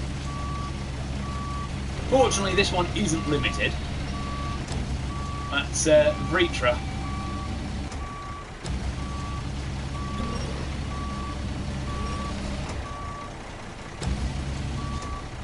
Another problem with this load being so far back.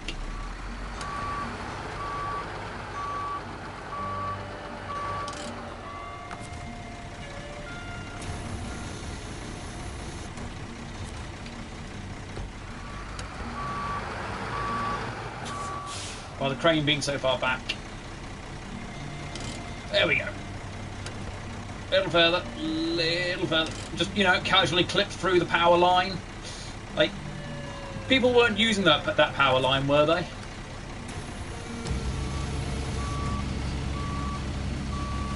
People don't use power lines, right?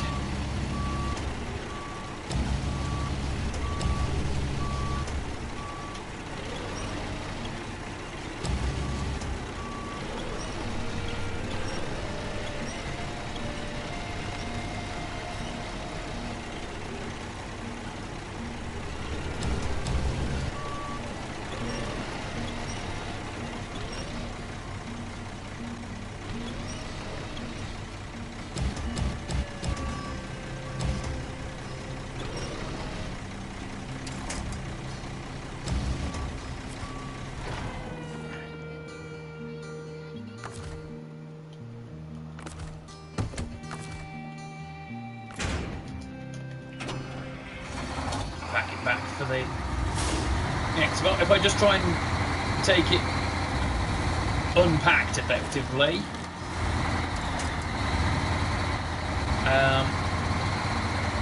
it won't count. I have to actually manually say, yeah, no, this is packed for it to count.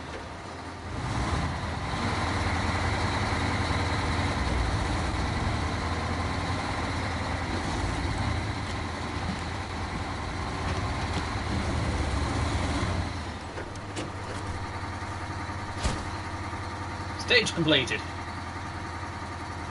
Right. Concrete slab, cement, concrete slab, cement, metal beams. Oh boy. 2, 4, 6, 7.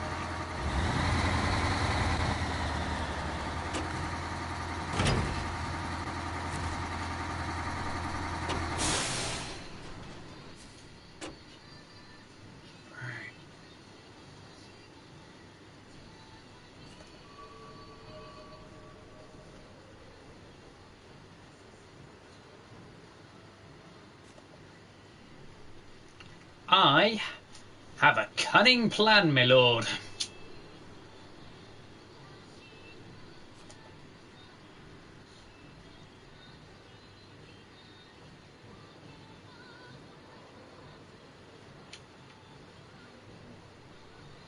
It's gonna sound crazy. It probably is an absolutely nutso plan, but I have a cunning plan.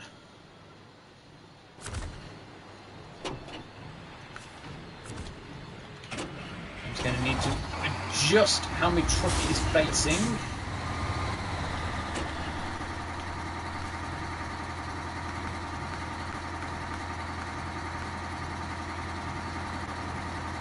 No.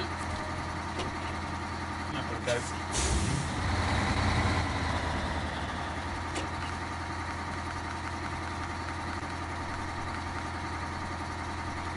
Still clipping into there.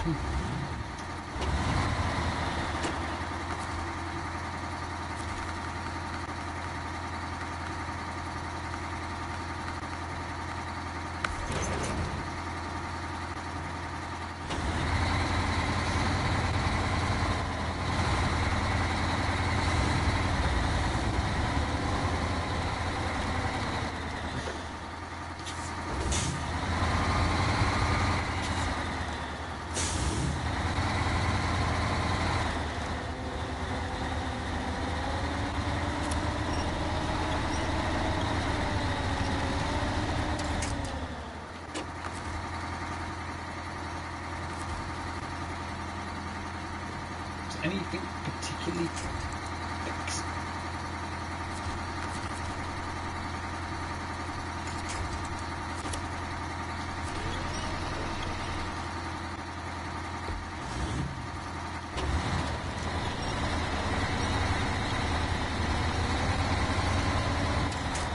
I'm pretty sure you can probably imagine what my cunning plan entails, Mad Cat.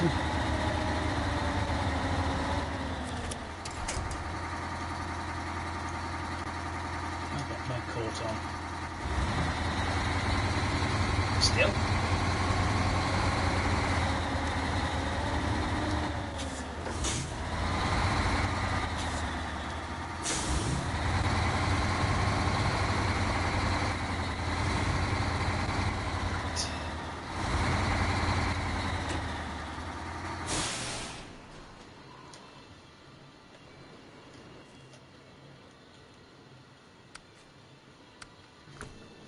First of all, I'm going to need to turn this around.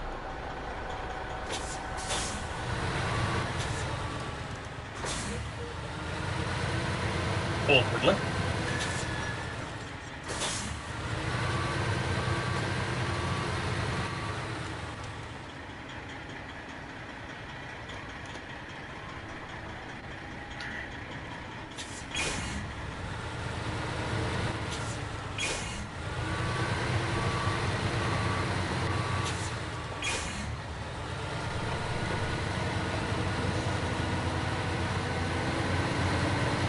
Luckily, we don't need to go all the way around to the dairy.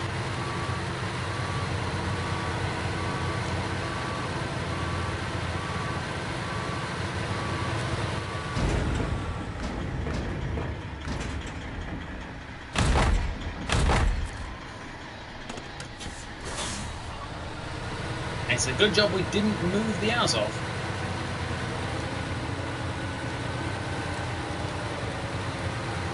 Because we're going to need it for this.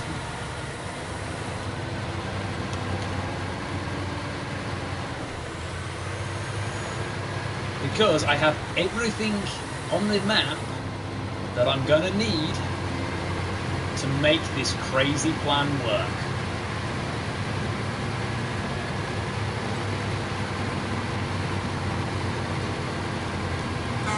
Wait, did I say crazy plan? I meant this cunning plan work.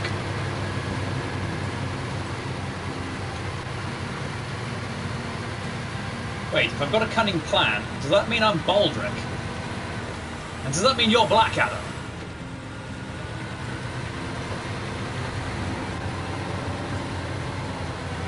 Curses. I used to buy my own petard on that front.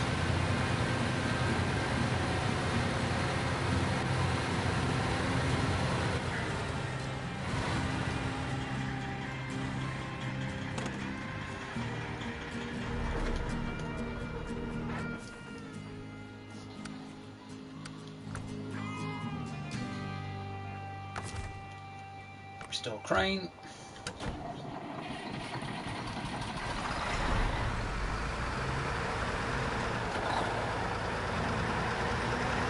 So you can probably imagine what the plan is.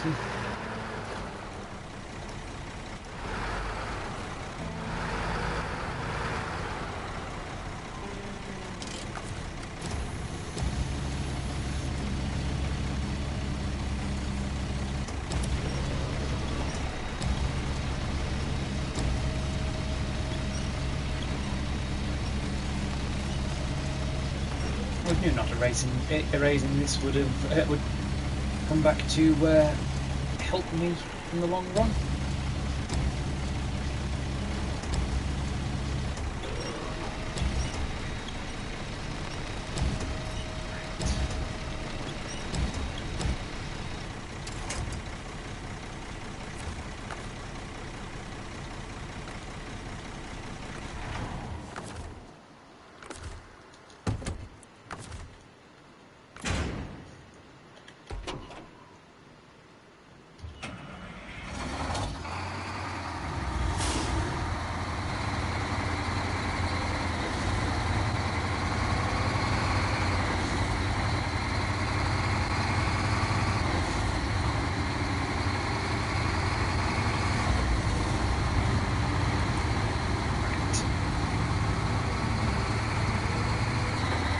Now comes the hardest part of this bit of the plan.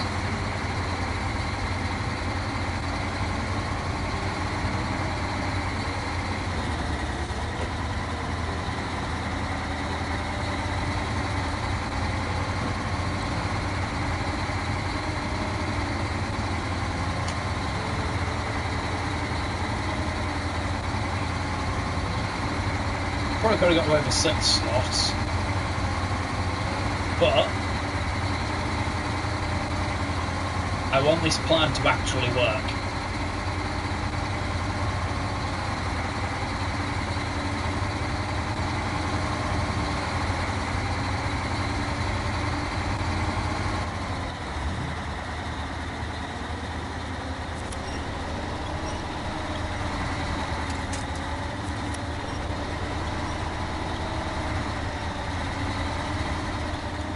Go on.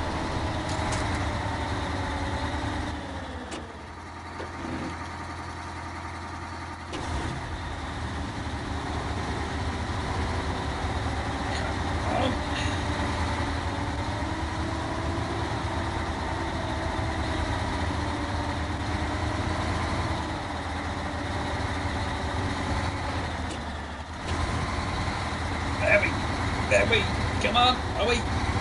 Yes we are, there we go. We're actually moving again.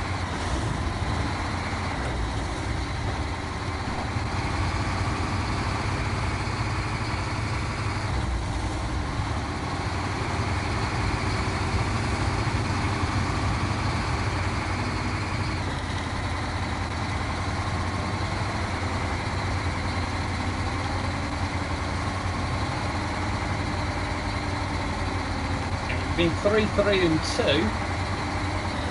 Why not just take it all in one go? Some of the facts, they're in 3 separate locations, 3 separate spots in rather awkward location.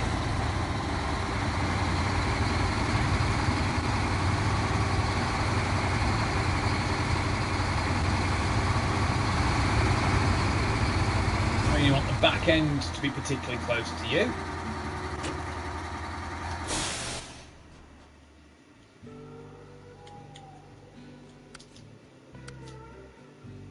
You want the Azov.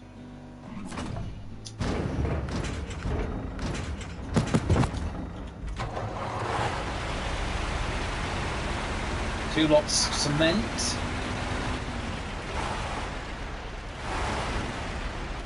We're not taking that hill climb.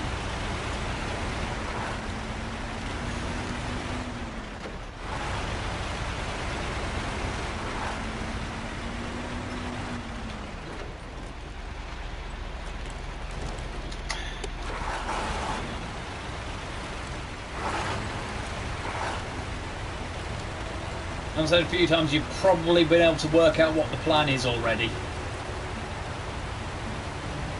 for this particular stage of the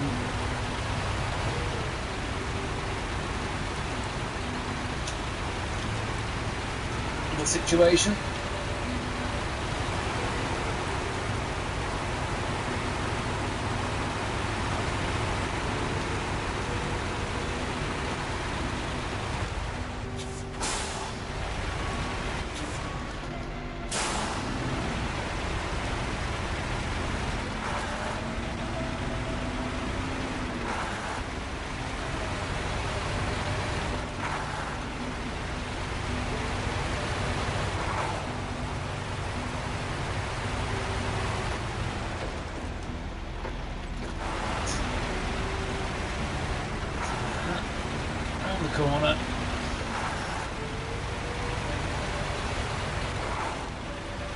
Sadly, if I leave the lights on and then go to another truck, the lights go off.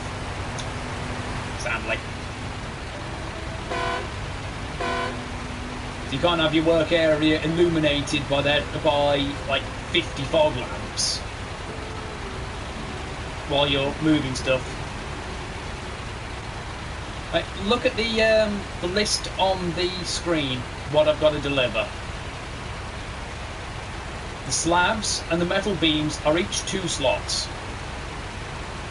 The cement cement pallets are only 1 slot. That's a total of 8 slots of cargo.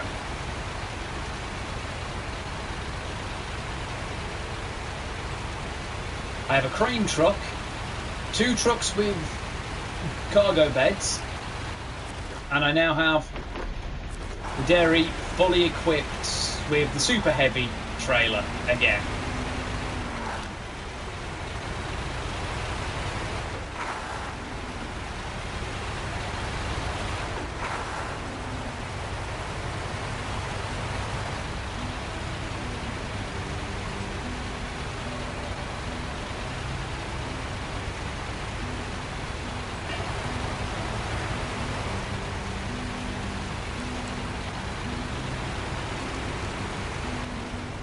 No, you cannot literally throw the cargo, and that won't get it into the next area anyway. Unpack that.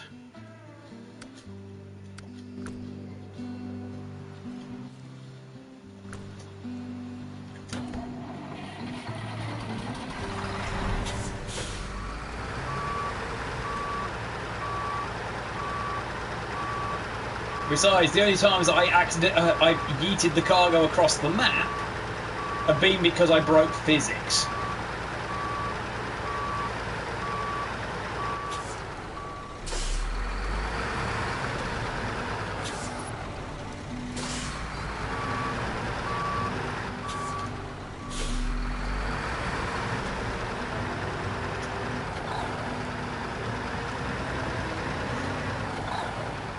Okay, we got round the corner.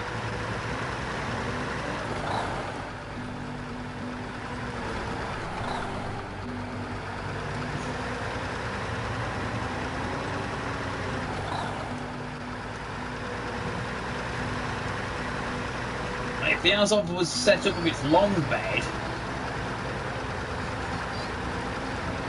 I'd have a different option.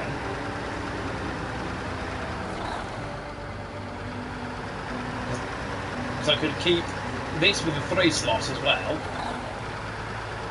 which would do slab and cement each, and then something with a 2 slot to take the metal beams.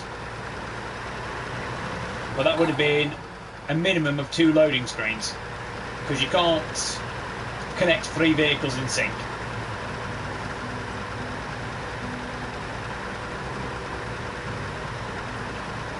It's another reason why I say this objective is, well, this mission is very much a co-op objective.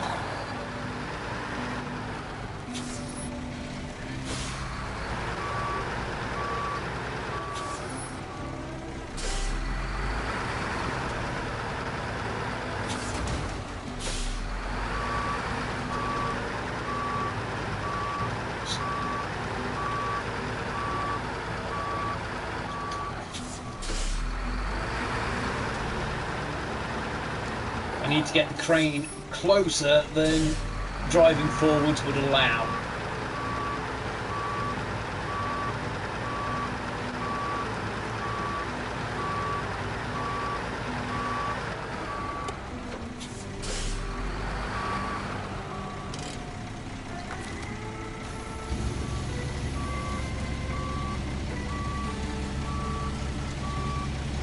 I've got to be very careful because this position means I'm probably going to roll if I'm not careful.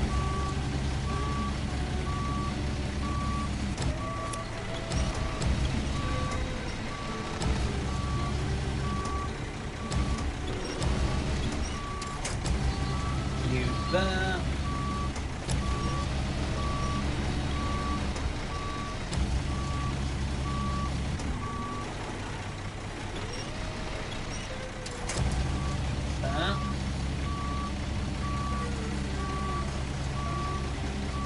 twin steer, the cargo is still packed.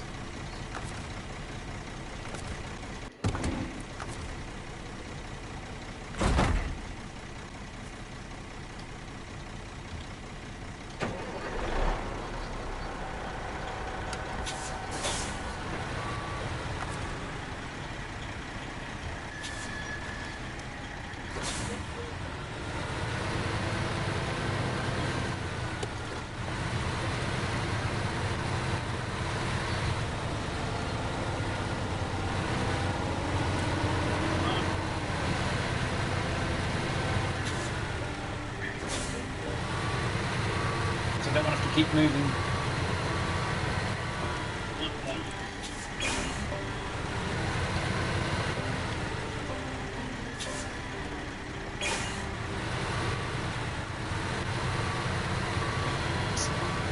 I'm also going to do something pretty kooky. Once. There we go.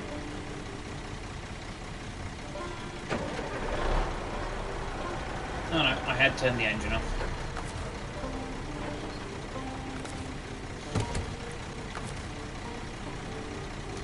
Turn to crane mode.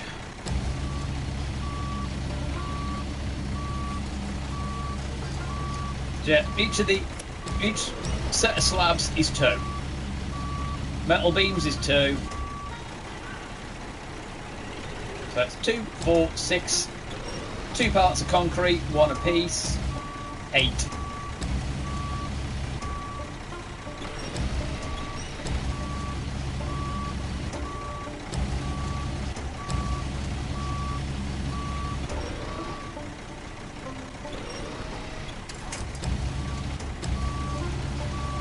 That could have gone a bit nasty.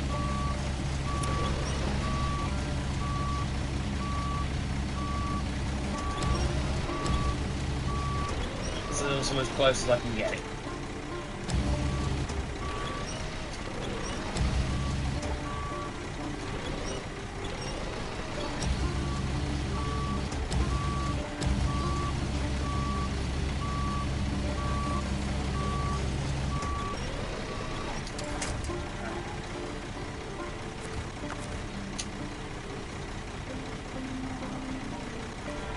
Now, change truck.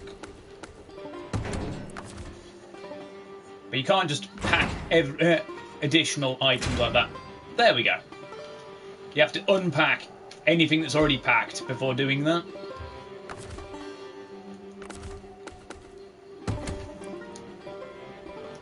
Alright, we won't need the twin steer anymore for this section.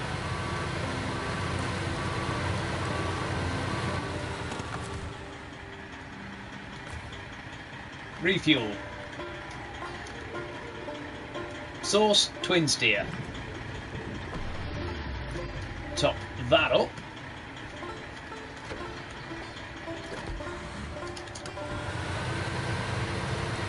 Let's get out of the way.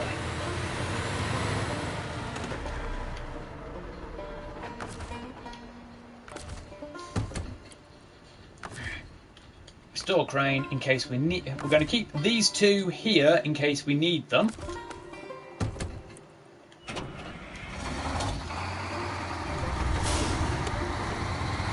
Like I say, you can probably work out what the plan is.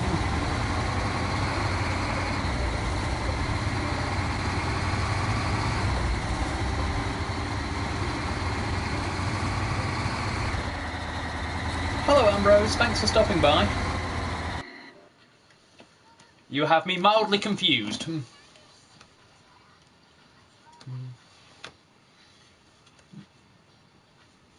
Also, spoke to my dad. It'll be tomorrow, in the evening.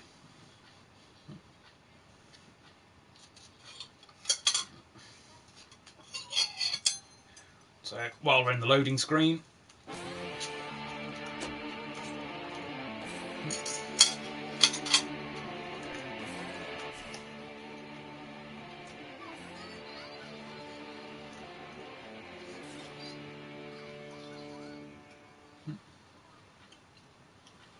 Did I?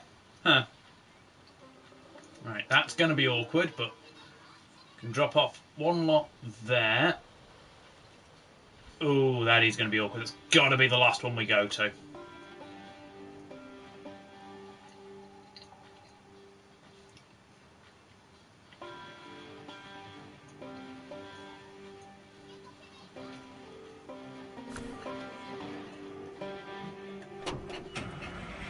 Oh.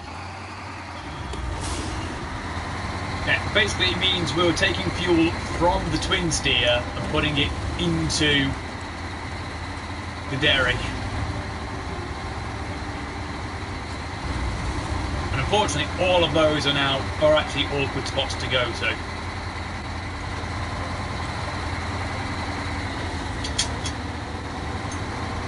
So we have to go with plan B. My plan was basically just to take everything across with the dairy. Huh.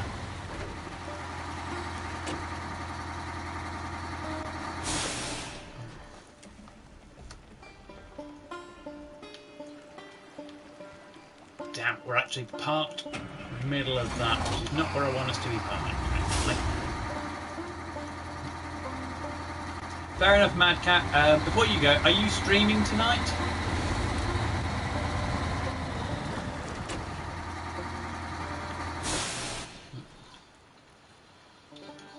Are you doing any co-op shenanigans?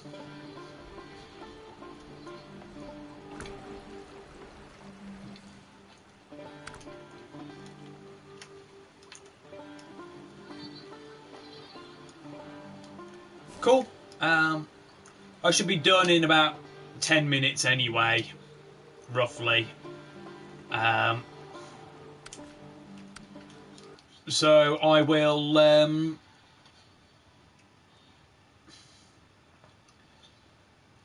I'll visit your stream after you get started.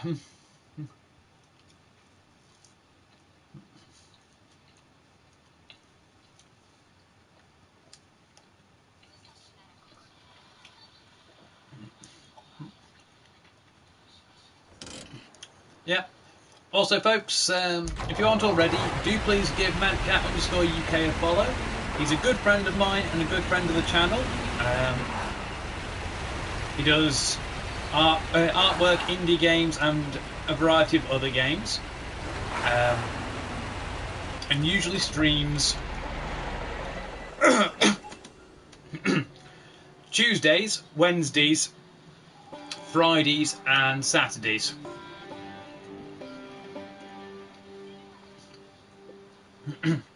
Tuesday, Wednesday and Friday being 7 PM till 9 PM UK time, and Saturday being from about 9:15 until usually around about midnight, again UK time.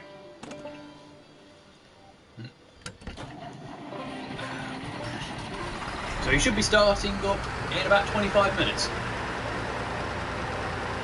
And I do recommend you guys check him out.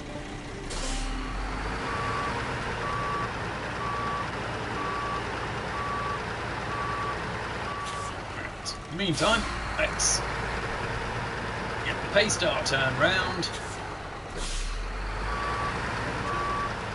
Also, Ambrose, if you are up for it, I can jump back to menu and turn this into co-op,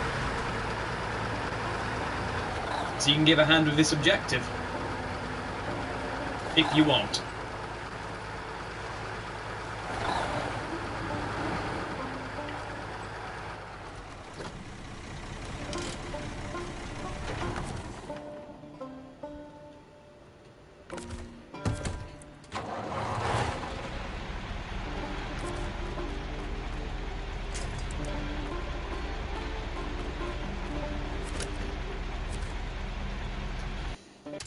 Also, fun fact, folks, the truck there on the loading screen, you can find that on this map, but it cannot actually take a fuel tank add-on. It's a fixed bed.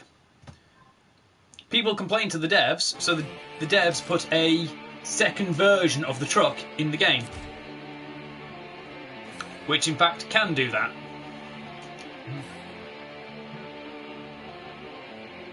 Fair enough. Also, Frankentruck. It actually worked this time. So let me pull forwards from this to get the Frankentruck out. Right. So I'm going to jump back to menu.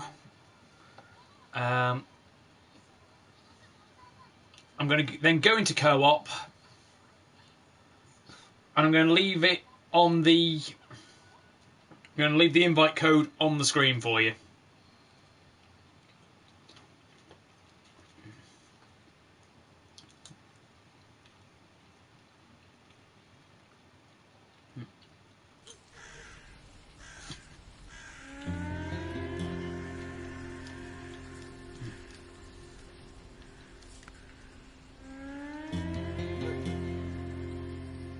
Great game. Private. Sure, why not?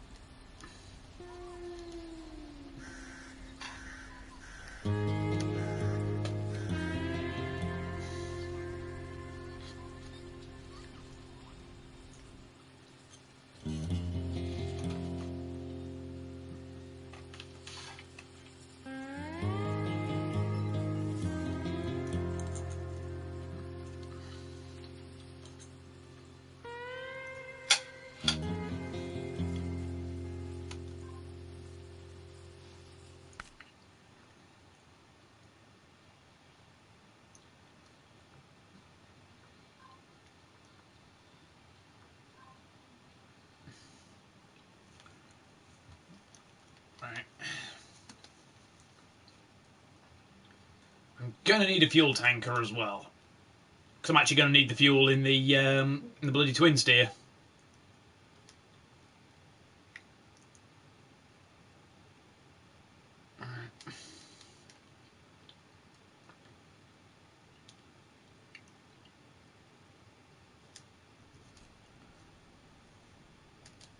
Truck storage.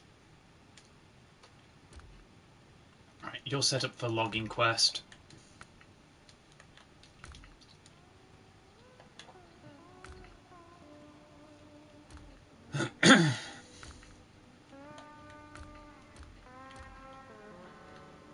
Let's be hilarious and do this with a tractor.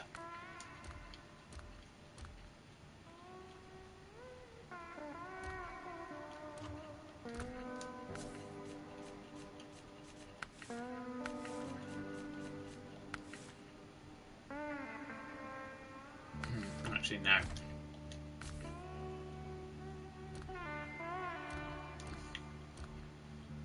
Grab something that actually has a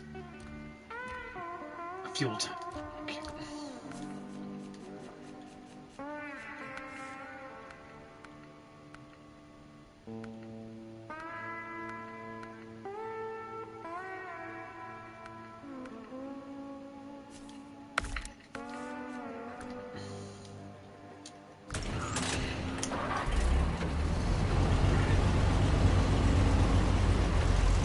Got to get to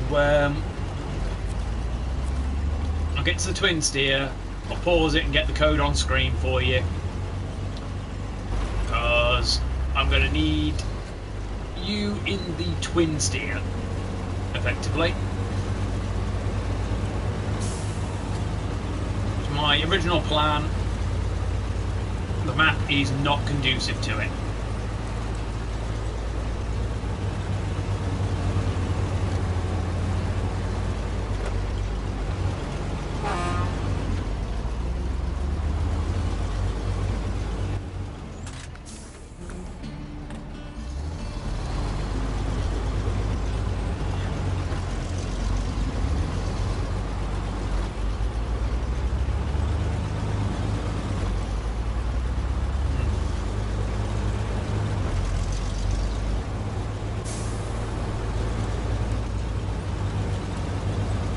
Stick casually yeets itself.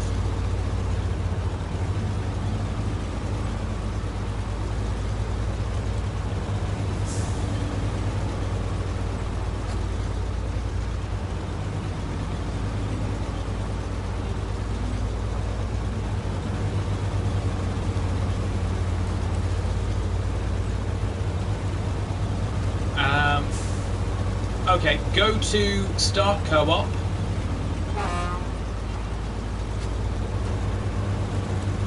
Also, actually, shit, it doesn't actually come out my engine. Right, go to go on to Messenger anyway.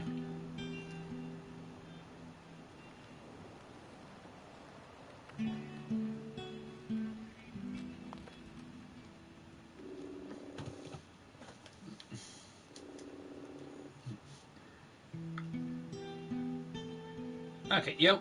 Right. Hey, so code should be on screen. Where is it?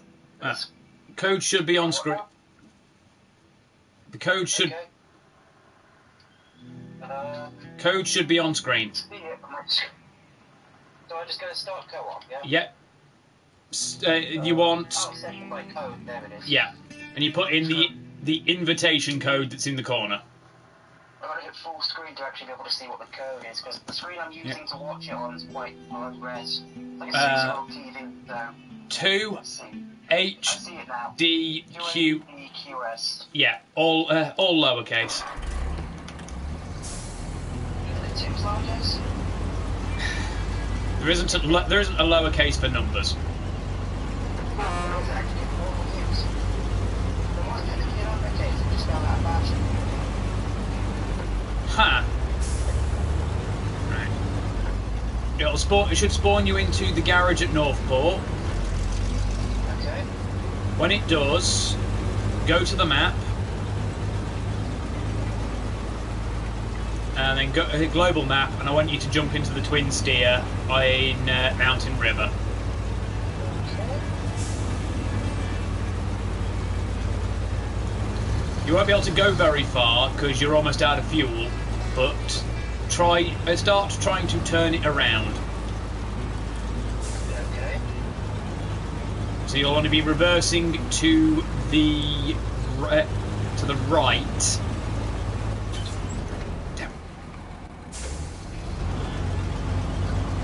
Yep, you're now spawned in the garage, so you're using the PS4 controller, aren't you? I am, yes. Touchpad to go to... Wait, no, that only works if you're on the game screen. So, no, sorry, triangle to go to global map. Okay. Select Mountain River. Okay, doing that. I see a twin steer. Grab the Twin Steer. And, yeah, start turning it around. Okay. I'm on move. Yep. Yep. Well, as much as you can with how little fuel's currently in there.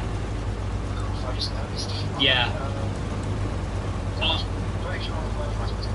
So, the direction that it's coming from into there is the direction I want it to be going to be facing, effectively. Oh, I get you. Because I need you. It's going to be going to Pedro Bay because my original plan isn't actually going to work.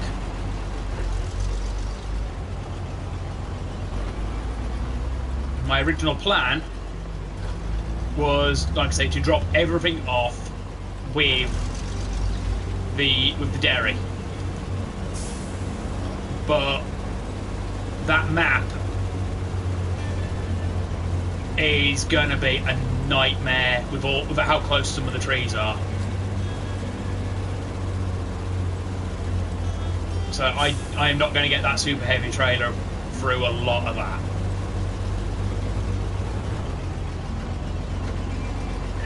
I'm almost at the spawn. Okay, travelling, entering Mountain River. I'm coming with a fuel tanker so I can actually refuel you. Okay, cool. That wasn't a joke in the chat, by the way. I actually tried to build a trumpet out of tin cans, just to see if I can. You I thought you were joking? No, but some of the viewers might. Yes, and I don't think they can actually hear you on the PlayStation microphone because you're coming out of my phone. Even though you're on speaker, I don't know if they can hear you.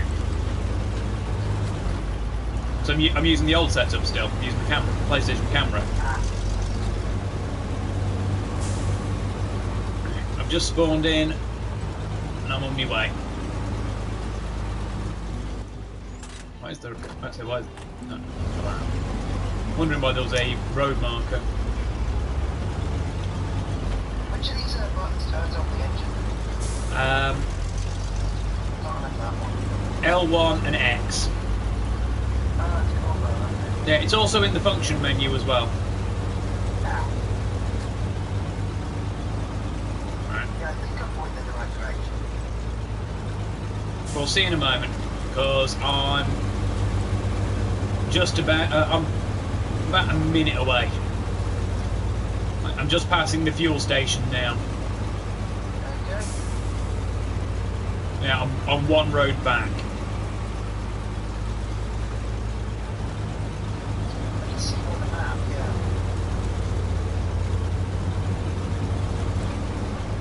Right. Now am I coming? Let's see. Yes. That is precisely the direction I wanted you to be facing. And let me guess, you are now also almost completely out of fuel entirely. 11 litres.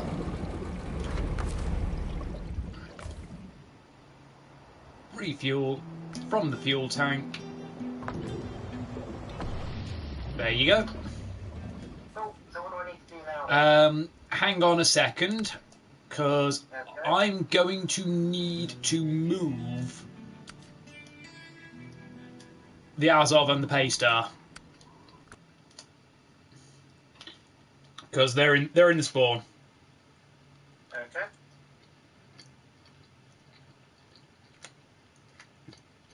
You can head to the transfer point, but wait there. Okay. It's only a little bit up the road. What, the one to Pedro Bay, you mean? Mm-hmm. Okay, on my way.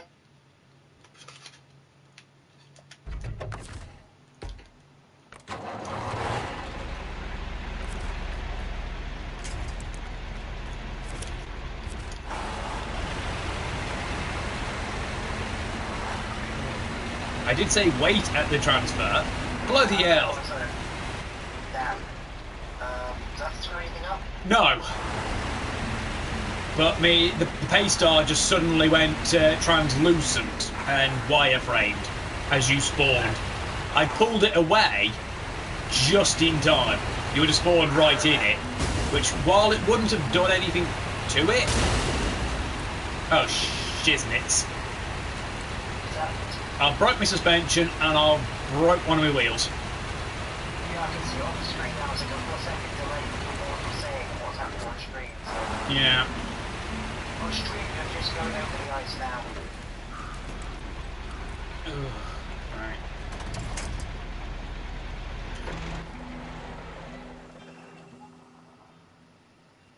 Right. Okay, there's a trailer store down there. Right. This is going to be a pain in the arse. But, luckily, I'm going to do something really silly. First of all, that into that. So, go along the road, go up to where the other trucks are parked. Okay. I'm just going to go get a maintenance trailer in a moment. Whoa, slow down, slow down. There's the brakes. Found them. Yeah. I would have preferred you to be basically on the ass end of the Paystar. Oh, I can do that. That's the long one, right? The one that's got the crane on it. Oh, okay. Because the really long thing is a trailer. And what I'm going to need to do is position this in an awkward manner. Right. Try to fit in between the Paystar and the Azov.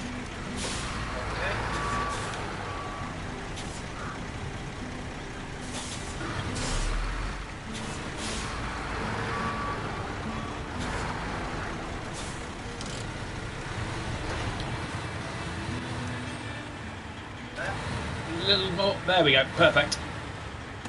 Right. I need you to come to a stop there.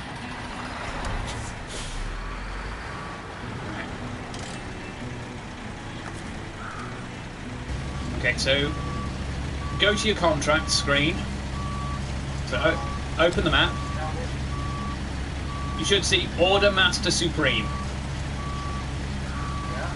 Select that, please. Get it on the go. We should be on concrete slabs, cement, and metal beams, like it is on mine. Right. Okay, come back to the game screen.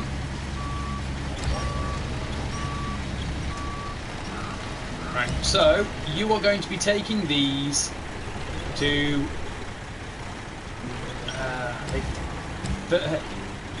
these two are going to one spot. Okay. Right. Okay, that's there. That's in the awkward spot. Right, so right.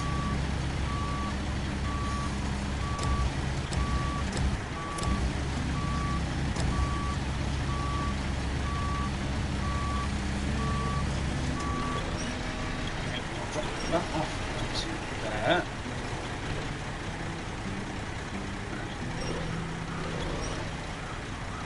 I should have the Azov fixed in time for this. I'm going to give you one extra piece of cargo over what you're going to want to have. But you only need to drop one pallet of cement and the slabs at this first spot. Okay. Right. So you're going to open your function menu, pack cargo. Okay. Right. And from here, right, you're going to be following the dairy, which is the saber-tooth paint job one. So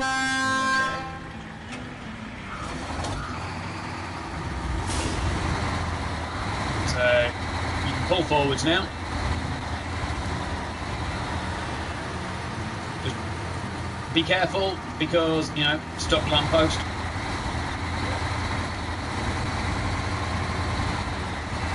It's a good job you have you have the snow tyres on there. If you need to, drop into low gear because you're gonna need you need some control, and also be careful. There is a big loose rock on the bloody middle of the road. You can see it there. You need to go this way.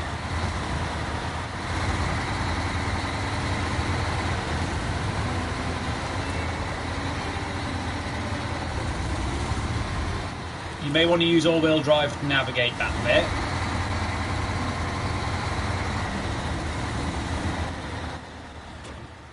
Right, okay.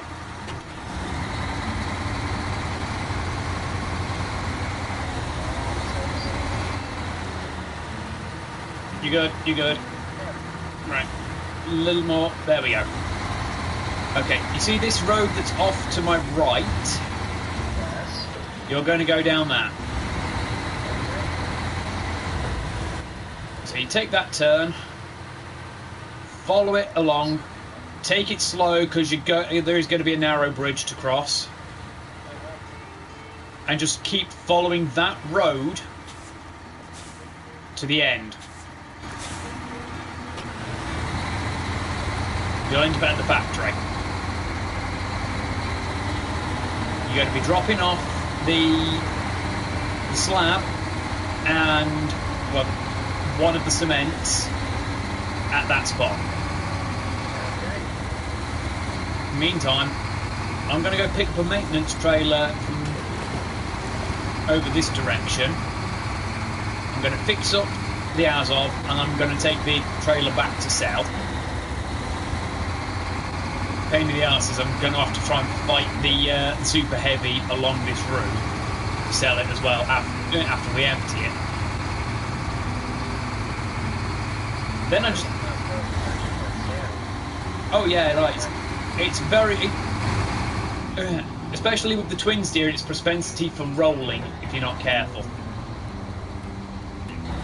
So if you think that you might be going too fast, take your finger off of the accelerator, swap it into low gear and proceed.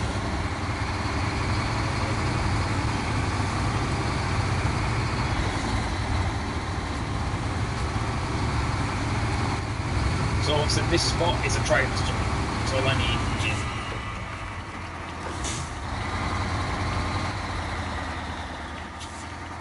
Should have taken maintenance out on. Oh.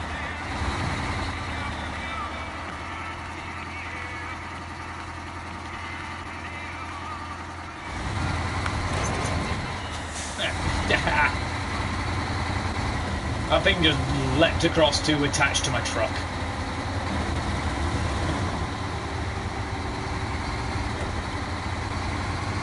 The only reason you were nearly empty on fuel is because I basically drained the tank to top the Azov up. Not realising the dairy up, not realising the condition in Pedro Bay.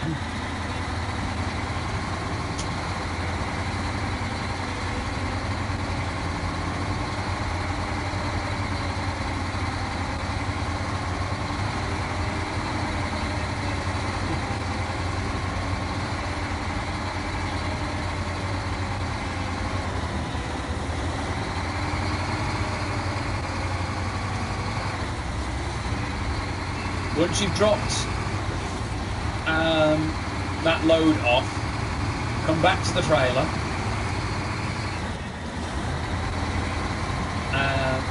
You'll still have one batch of cement left.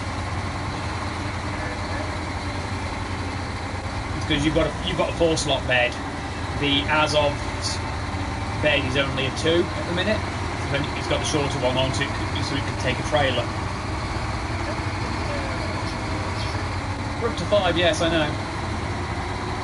That's the best it's been. It's about the 3rd time it's been at 5. But it's the best it's been all stream. It's been averaging around 2.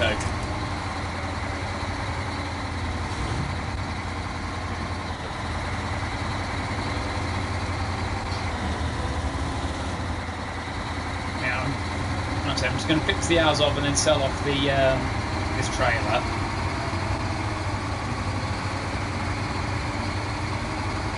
If needs be, I'll move everything off the Super Heavy and take that to sell.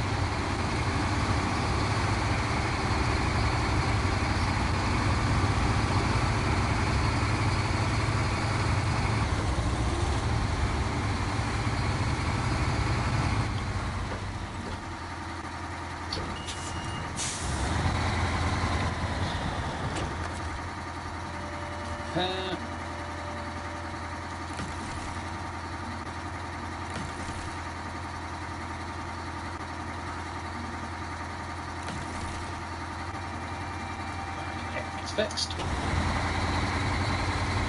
I'll get all my money back as well selling this trailer. I'll get the 7,500 I paid for it back, even though you could take it back completely empty and you still get the 7,500 back.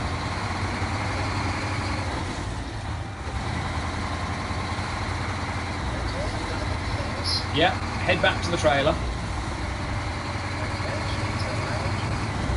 Though I'd say turn around at the telegraph pole power line thing in the lake rather than go all the way to the trailer and try and fight to turn round.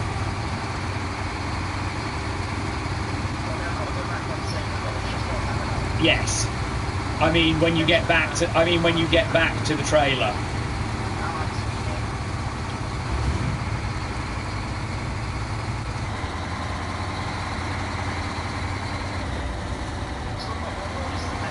Yeah. Because I'll be giving you another, the other concrete slab,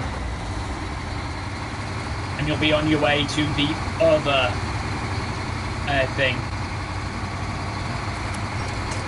which is actually in the most awkward spot. So I might have you swap to the Azov and take the metal beams.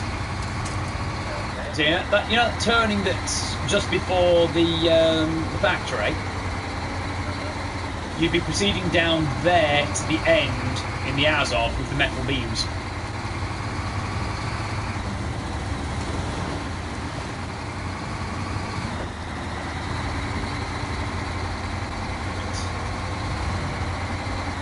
Then after this, we've got cargo containers to take to White Valley. So I'd need to give you a truck in Northport, and you'd have to meet me at the port itself.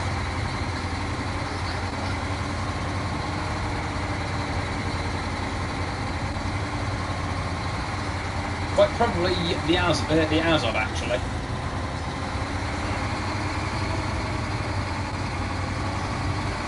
I just have to leave the twin steer on the map as something you can jump into while I sort the Azov out afterwards. Because you can the only person who can use recover is me for these at the minute.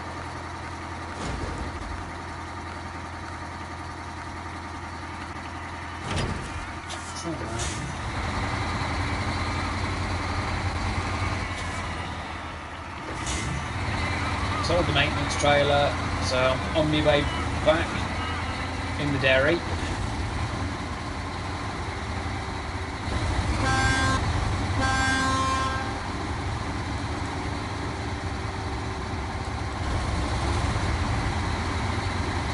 Whereabouts are you then with the twin steer at the second? Just over that bridge. Okay.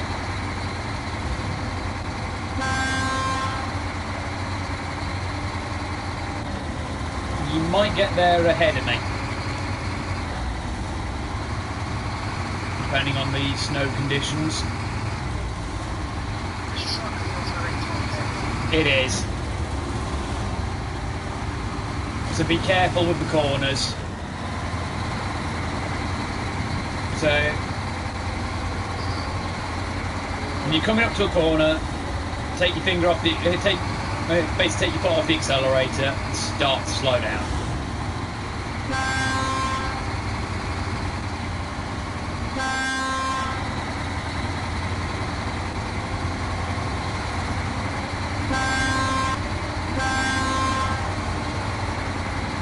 I see you.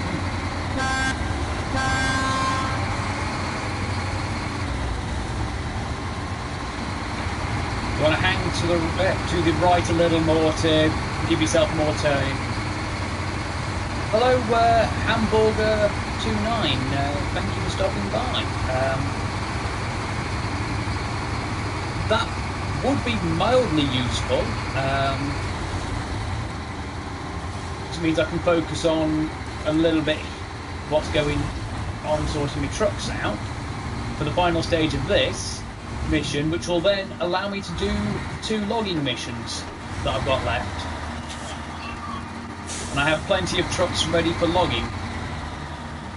So if you give me a few moments to sort this out. Too far. 1 second.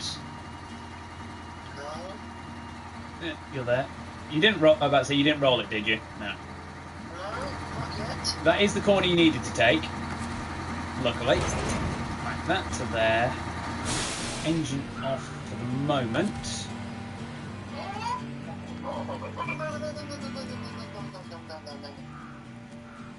I've not rolled, but somehow I'm. Oh, I can fix this. I got a winch. Connect to the pylon by you. Yeah. Right. Now. There we go. I got the pylon. There we go. The session code is in that left corner there, Hamburger. That's the pep punch.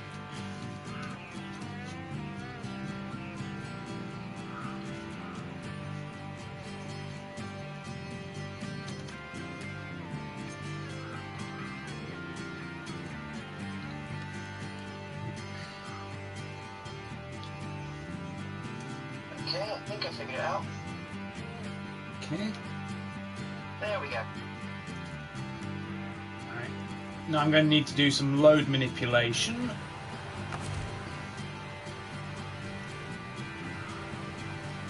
So, change truck to Paystar.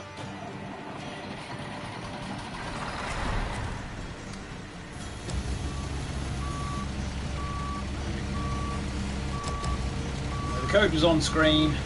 2HDQS, I believe it was. Does that sound right to you, Ambrose? Sounds about right from what I remember. With the letters being all lowercase.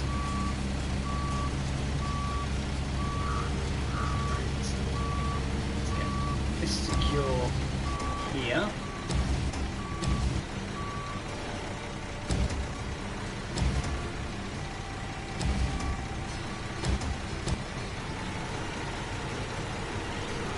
So turn around to that telegraph pole.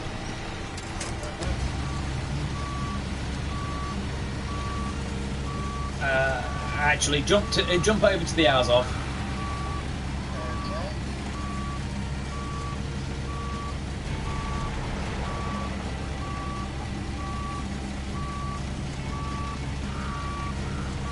So I'm about to break all of the OSHA regulations again. I don't know, I like regulars.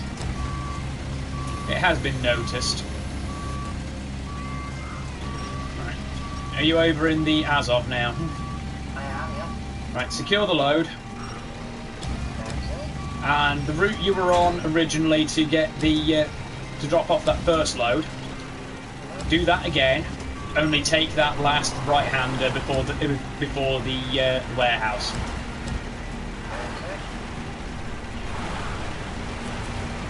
Fast forwards. I'm going to do this awkwardly to load up the twin steer.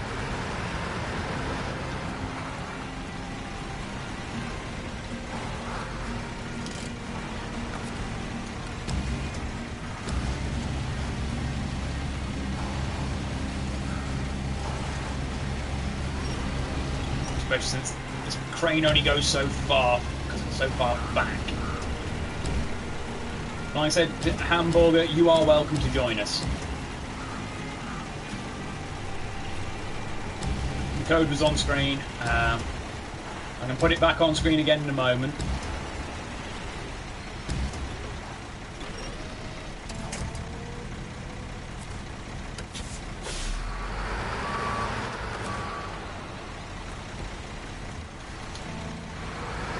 Just sorting some of the loads out. I need to get rid of that semi-trailer in a moment.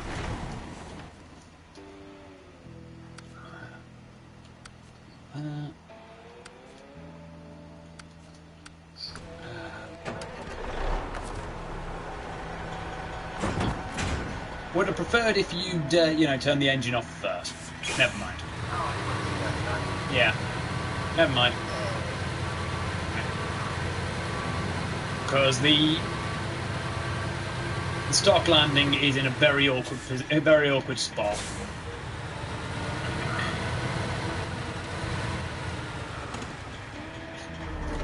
I'm going to say the code is there on screen. 2HDQS.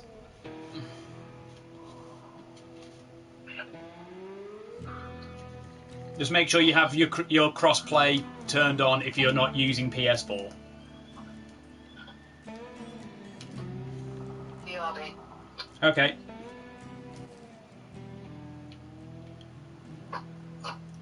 Because for the record, I've got to get the twin steer down that road there.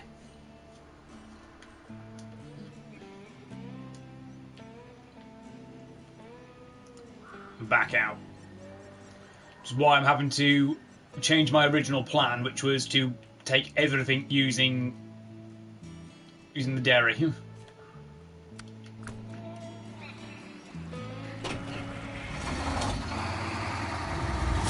Now I've just got to go and take this to the trailer store.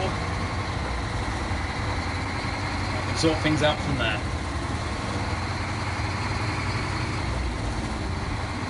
you are, like I say, you are welcome to jump in with us. I don't have a Discord voice call going. I'm speaking to Ambrose through a different voice to voice.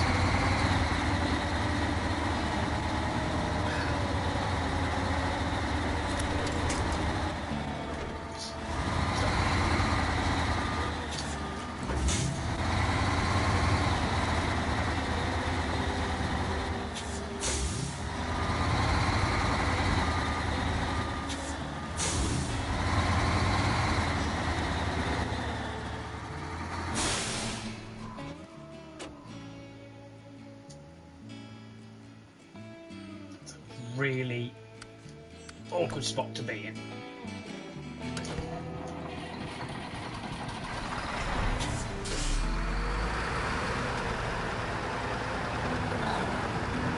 So I'm going to try and move the trailer without twisting it.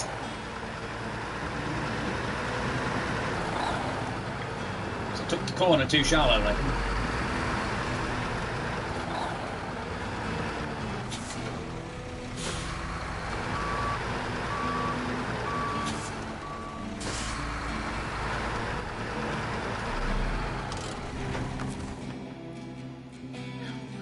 The engine on.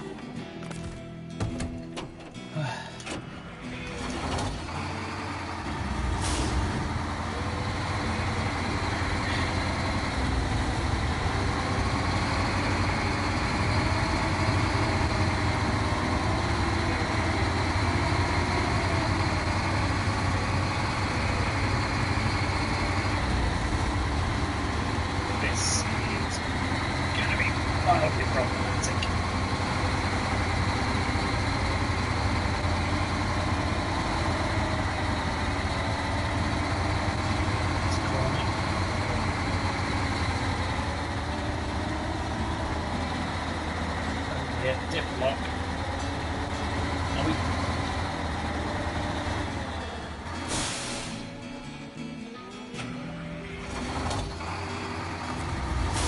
Yes, we are caught.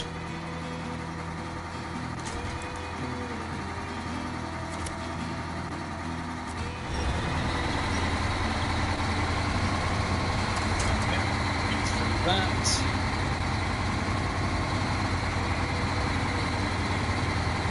Next hurdle.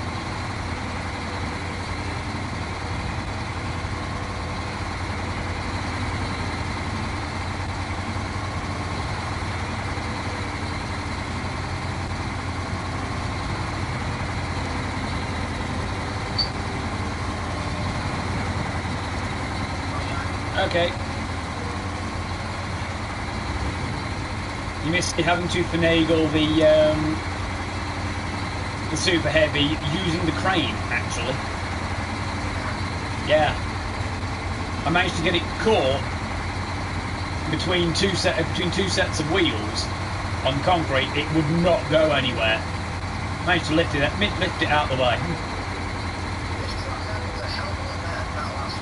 Oh yeah, no, the Azov is about a third shorter, and you have a rear steering axle as well, on top of low centre of gravity. Makes you much like warehouse. You're carrying the metal beams. I see it on the map. Okay. Yeah, so like I say, it's... Okay, I see where I'm going. Yeah, so that right-hander, right before the factory, you take that, and then you take the left to loop around.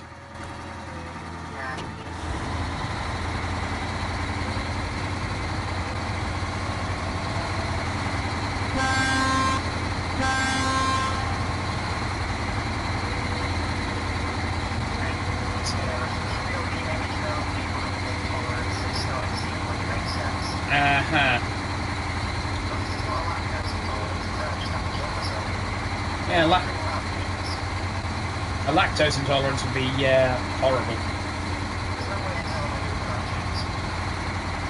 Cheese, Gromit! Cheese!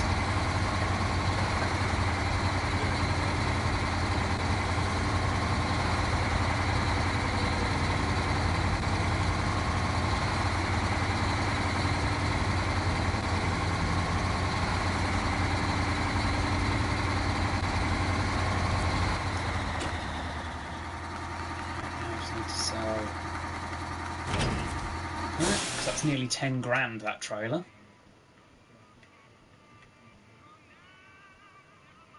Right, there's the twin steer. That.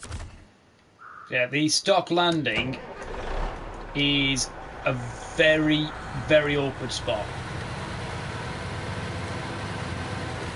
So I say why I'm doing that one.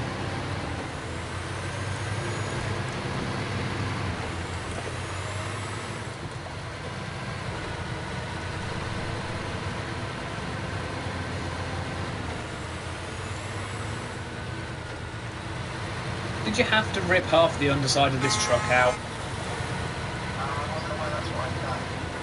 I've got some engine damage, which is to be expected. This thing does not corner. I've got and I've got about about a third of my suspension's gone. Going over loose rocks can cause your suspension to go bang. Same with bouncing it off of things.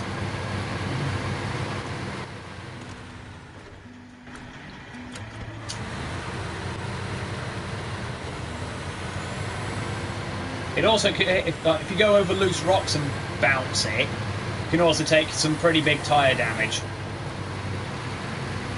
Same with going over the Armco, which is how I broke the suspension and at least one tyre on the Azov.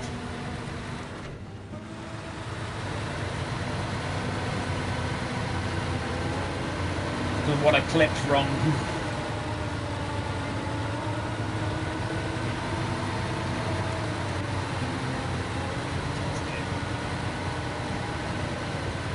You'll notice me leaving and returning a few times because I'm going to be taking the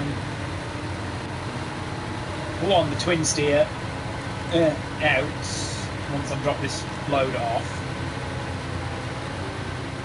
Okay, that's that. Feel free to jump back into one of the other trucks. So I need to bring the the Azov back to Northport. Actually, I can leave the twin steer here for a minute. Stage completed. So what should I jump into? Right, actually, no, I'm going to need this. So jump into the Derry or the Paystar. Okay, I'm in the Derry. I'm at the trailer store apparently. That's fine. I'm going to need to send that out back to there. So we're going to need concrete slabs from Mountain River.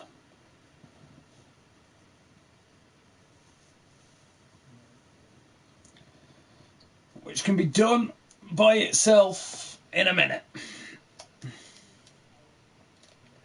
And if Hamburger does use the session code, which I've said several times, I'm just going to pull this out by there. They are welcome to use this twin steer to pick up the concrete slabs from Mountain River for the factory. I need to now move back to Pedro Bay. Grab the Azov, move it to Northport. So I'm going to have to sit through another 2 loading screens.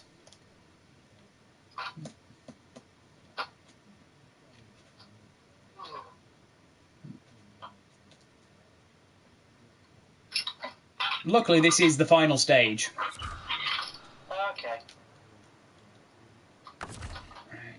There you fucking are. What did you lose? No, I was just looking for some duct tape. Yeah. I have a shitload of duct tape, but specifically I was looking for silver duct tape, which I have less of. Ah.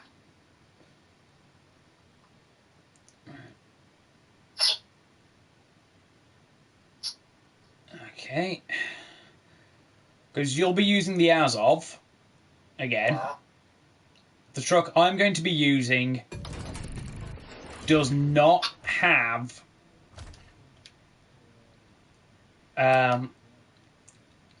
any snow tyres. Ah. So I'm going to need a bit of a lead because of the icy road. Right. I'm just spawning into the garage in Northport.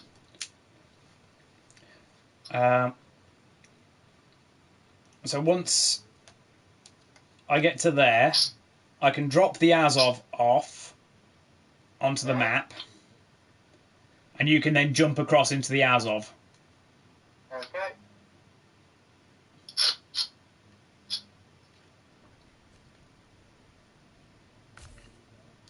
Right, that's there. Right, that's now on the map. So you can go from Northport, from Pedro Bay to Northport. Okay.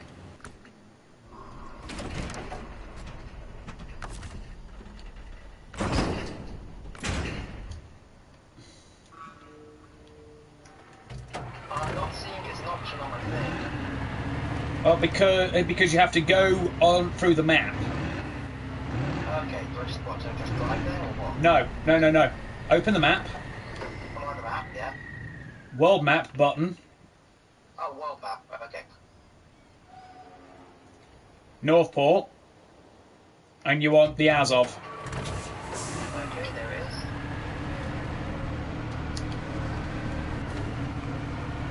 Because I'm taking the Caterpillar 745C, which has no snow tyres. And it's got an articulated waist joint.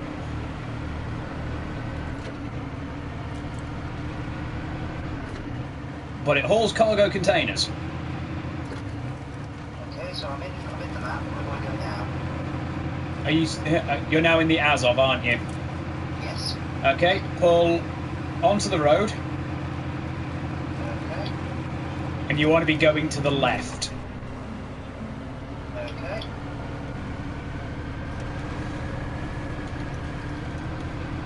So just follow that road.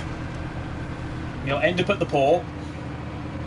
And you want to pick up a cargo container from the port. Okay.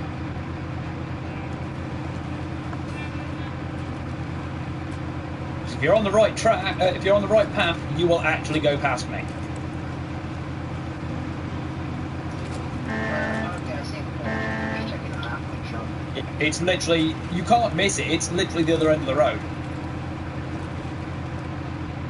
As long as you stay on the road, you won't miss it. You really underestimate how bad I am at directions, don't you? Like I said, so long as you stay on the road.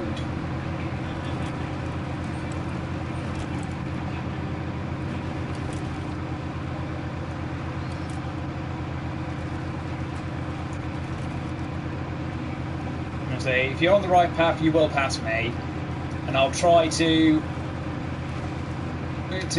give as much room as possible.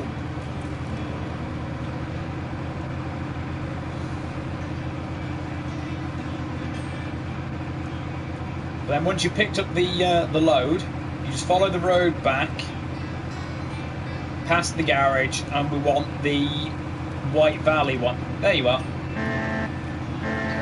You can see me on the road.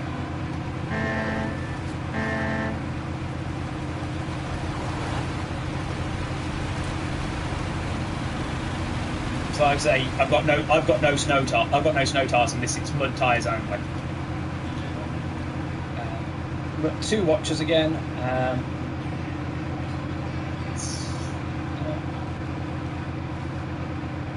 As I've said a few times, Hamburger, you are welcome to join us. The cross-platform code make sure your cross-platform is on, is 2HDQS,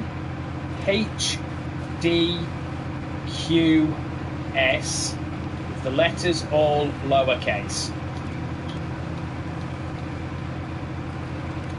There is the twin steer is currently sitting in White Valley.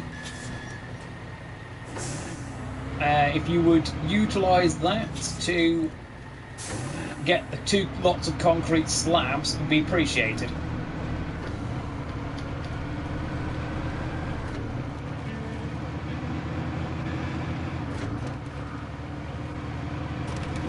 So I've got to take this relatively carefully because I don't want to particularly roll the caterpillar.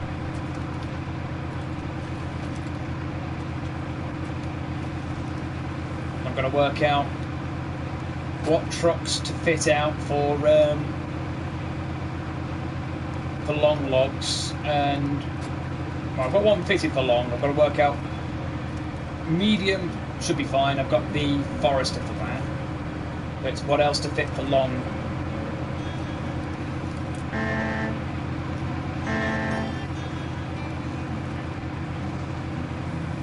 Yeah, one of the only other attachments this thing can take is I believe it's an 1800 litre fuel tank. Okay. Yeah, so it's good off-road rescue to an extent because the Caterpillars cannot. This and the 770 can't take snorkels, nor can the forklift. Yeah. So make sure you get back onto the road.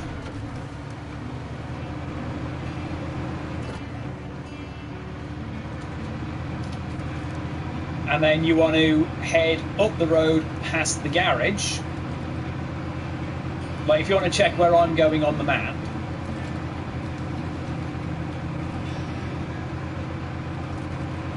This game is actually quite unrealistic if you think about it. In what way? As a truck driver, I've turned up, picked up my and just left. I've not spent 3 hours in the office arguing over paperwork, deciding so I can be able to show up. Well, the game assumes that you are contracted to do this load anyway. The paperwork will already be in order, and the fact that you've turned up means that you are there to pick up that load.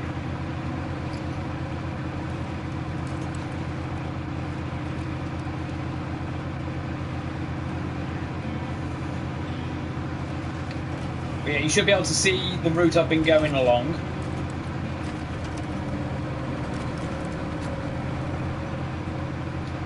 I'm not getting myself caught on the Armco.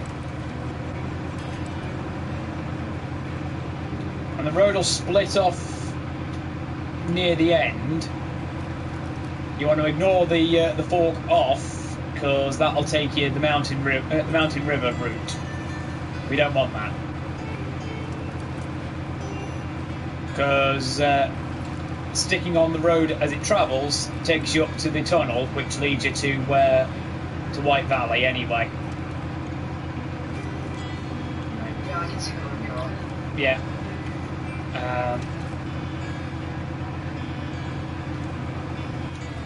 Also, I saw a thing on top of earlier that was quite funny. Probably not new in the slightest, but DM was talking about, he done the classic, one of these guards only tells the truth, the other one only lies thing, and they're only allowed to ask each guard one question. Yeah.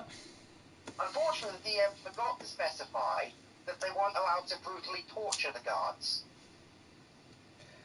That's cutting the Gordian knot.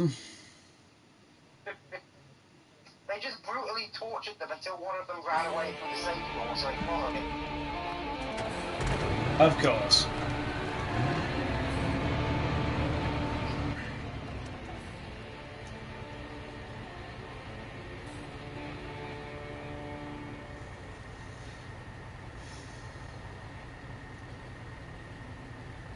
Right. With the Azov, I want you to be going to the aerodrome, which is the airport bit. Okay. So when you spawn in,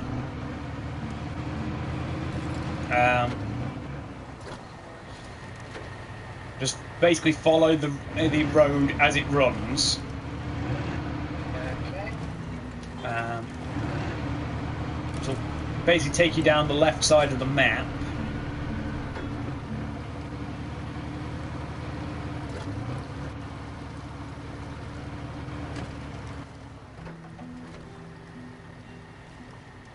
And the road itself will run past the garage, but also directly to the aerodrome. So I'm going to take this one to the oil rig service site, so then swap to the twin steer and take that to get the concrete slabs to drop off.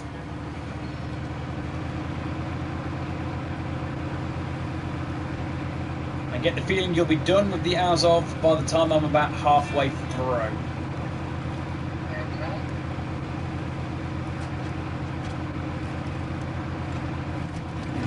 Think.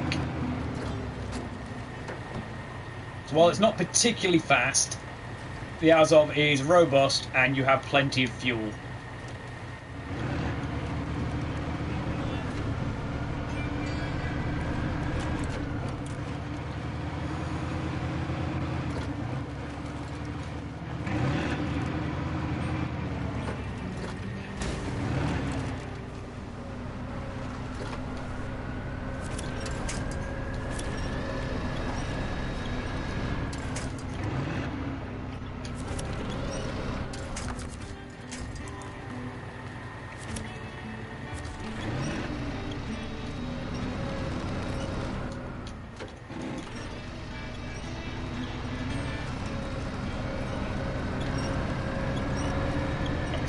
Caught there.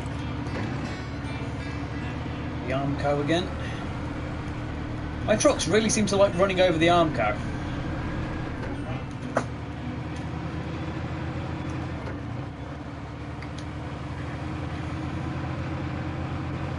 I'll wrap it up stream-wise after we finish this mission anyway.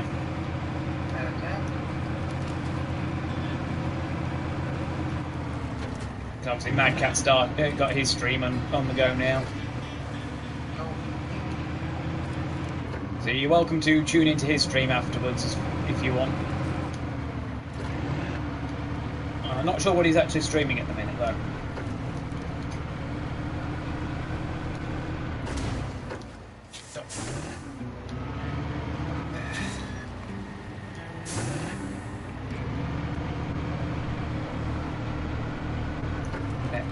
Just moved to White Valley, so yeah, you'll be more than done by the time I am.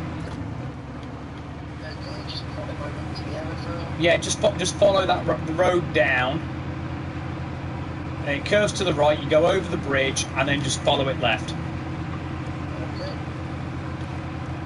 ignoring all the spit offs and whatnot. And you'll basically get to another bridge, cross that bridge. And just keep following the road. You'll go past the fuel station,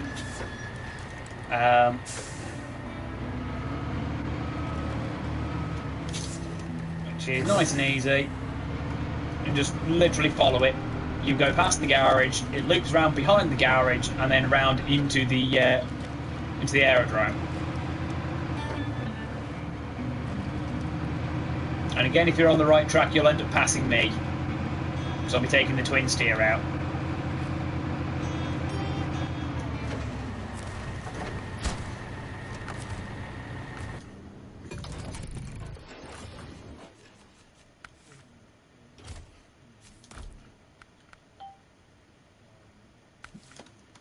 Now I've got the notification on there. Oh, he's on Euro Truck Sim. Yeah, another chill game. Right, that into storage.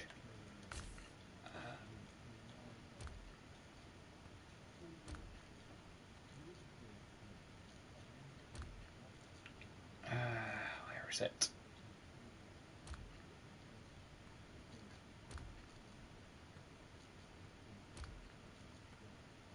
There it is.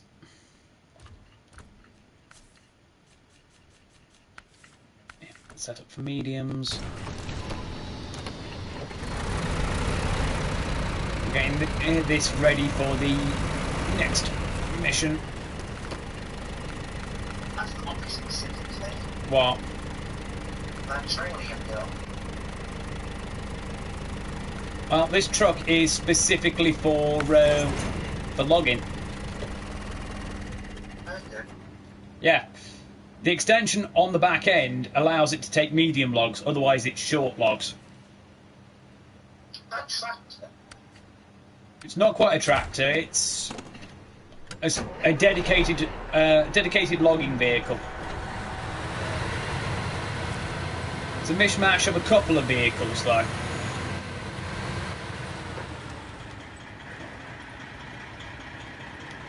Road's clear. Okay, yeah, stay on that. You're on the right road, stay on that road.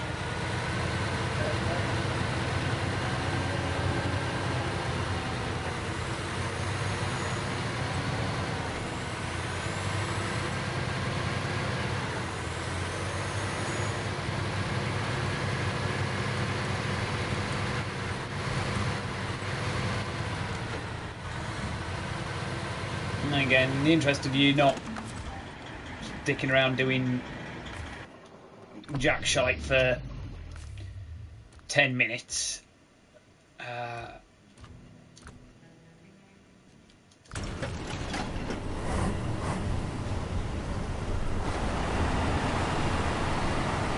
Two slotters, all day less.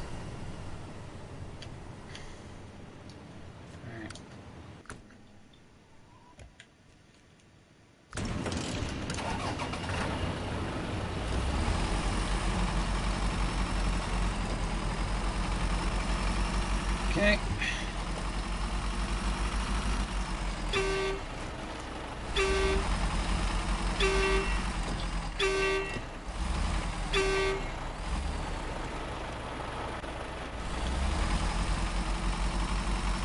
There you are. Alright, once you've dropped... No, don't keep going straight. You want to go past me. Yeah. The road will loop round behind the garage, and it'll literally walk you into the aerodrome. Sometimes sparks coming from under your truck. No, it's some sort of autumn leaf effect or something. I don't know what causes it. Okay. There's something crashed as well. Yeah. The Bandit is quite top heavy. That's why I'm using it rather than you, because you'll roll it every 5 seconds. Oh yeah. Again. And sometimes it might even do an accident. Yeah. So yeah, once you drop that load off, turn the engine off in the Azov, jump into the Tatra that's on the that's by the garage. Okay. The T813.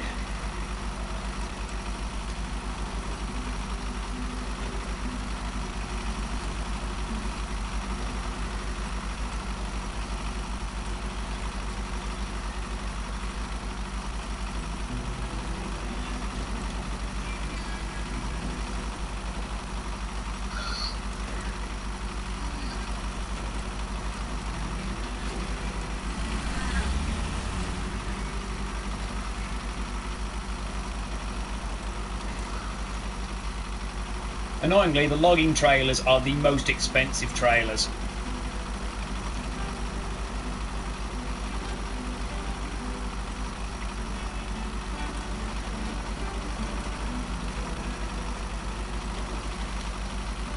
very military looking plane on that runway. Yeah. This trailer isn't full of Semtex, is it? No. Guns? No. Experimental bioweapons? No. Oh. It's going to roll it in a populated area and swap that out. Nothing, because the physics engine doesn't allow it. So I can't accidentally irradiate a hotel? No. What's the point in playing then? Because you're not transporting nuclear material is why. Is there a DLC or a mission for that? Nope. Oh. I want to radiate people. Right, anyway, jump over to the Tatra. Okay, just run out to the dots. Okay, one, two.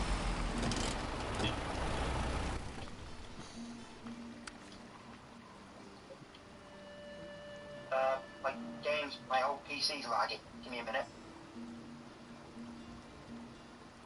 I can see you're reversing on the map. There we go. Figured out how to turn it off. Yeah. So my PC just gives me random lag spikes occasionally. Yeah. I think I need more RAM. I'm saying jump over to the Tatra T813. Okay. And the route you were on the way, well, you come down from, you'll be going back through that. Okay. I'm just going to get rid of the sideboard off of this.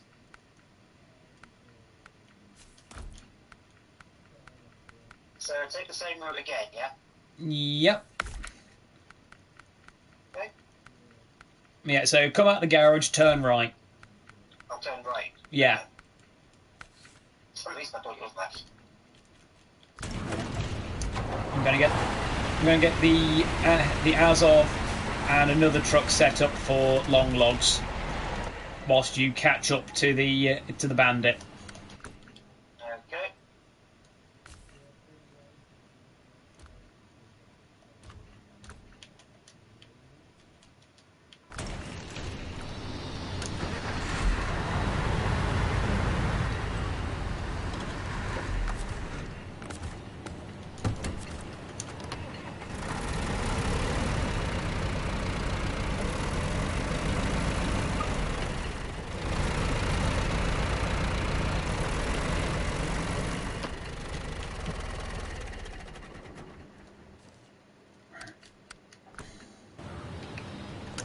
So I've got to get two.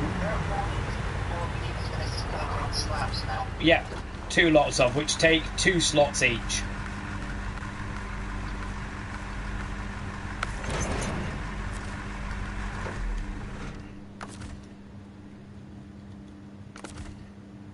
Right, if you catch up to the bandit before I get back in it, wait there.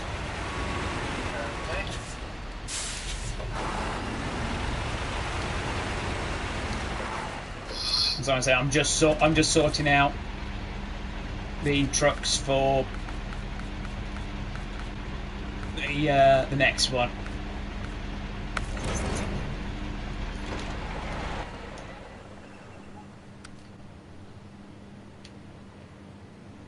Alright. Get in that. So yeah, keep going. Okay.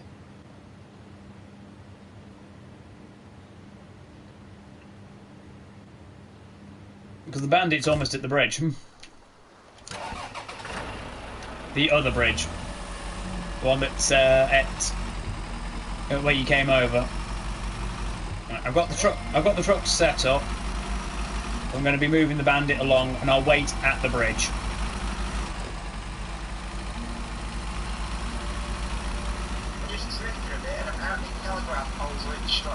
Yes, they are.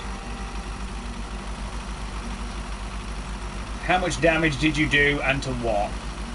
34 on the engine. Ouch. Luckily, you are carrying repair supplies. Okay. That's what the roof rack is. It's not non-functional. Oh, I thought that was just 4 mags of beef jerky. No, you got fuel and spare parts up there. Yeah. No spare tyres though. However, the bandit has 2 spare wheels. Right. I'm literally drifting. It's weird. You have snow tyres on though, so you shouldn't be. Right. You've just passed where I was. Okay. Just keep going. Just keep going. I've already moved the bandit. Okay. And so I'm waiting for you at the bridge. Yeah.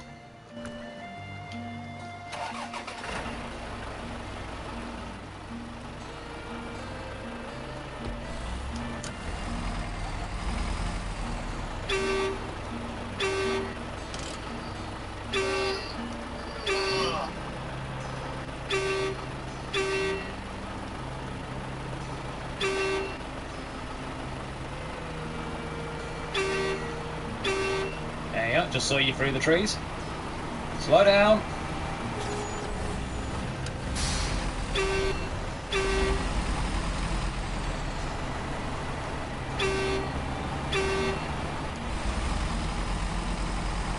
Instead of going left, which will take us back to Northport, we're taking this turn.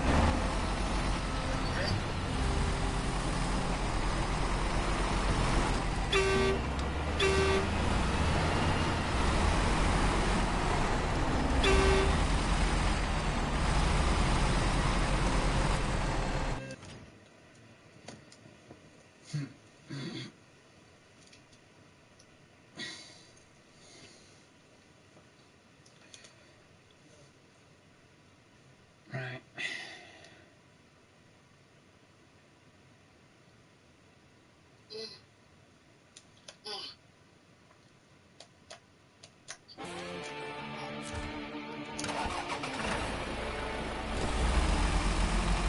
Okay, I'm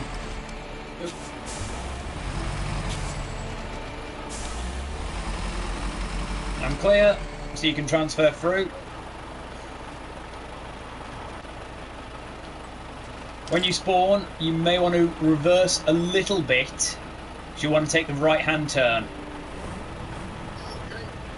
You can see me part way down the slope.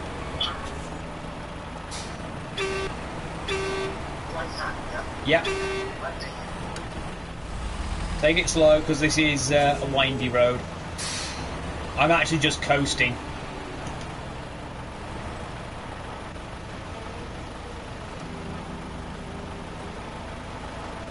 So basically just let yourself run down idling. Well, if you really want to, turn your engine off.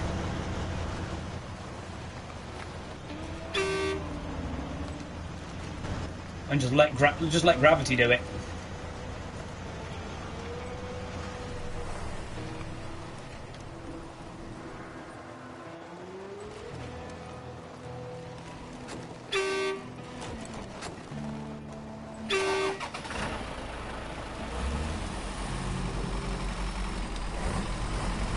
Saves a couple of litres as well.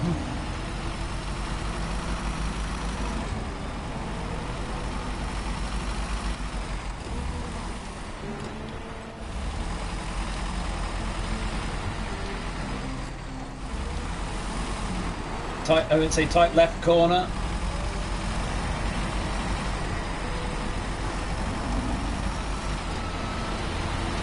You may also recognise where we'll be in a few moments.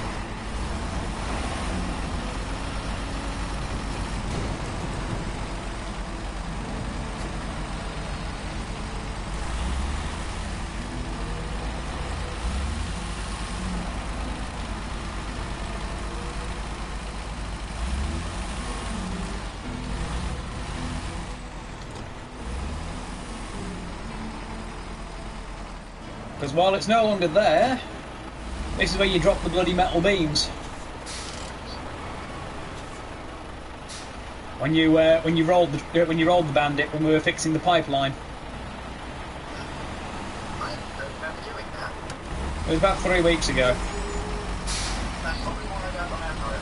Yeah, you know, I say you rolled it. I just figured, hey, I'll use those beams because they're here rather than try and get me truck into there. And I just ripped half my underside of my tyres out. Going across those. Shouldn't need to refuel.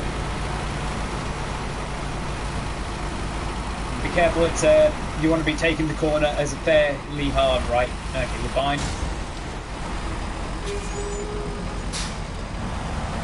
Yes, I bounced it off the Armco again. My trucks seem to like doing that.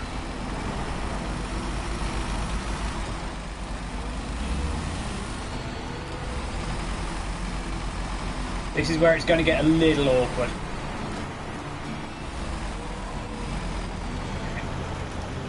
Just coast down in low gear so you can activate the brakes without it, you know, going into into reverse, and I'm actually being partially blocked by a stone. Clear. Yeah, because that is a fairly harsh one to go down.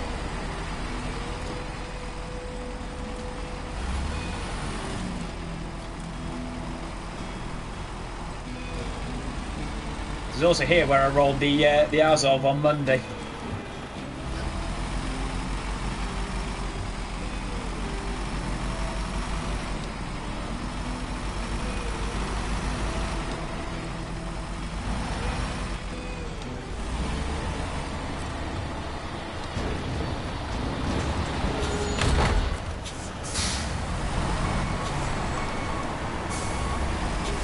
You can pull forwards, I'm cutting across the snow. Concrete slab times 1.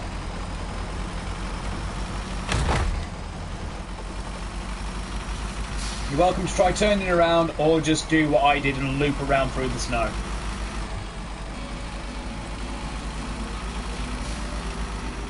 We'll be going largely back the way we came, with one exception. We're not doing that hill again.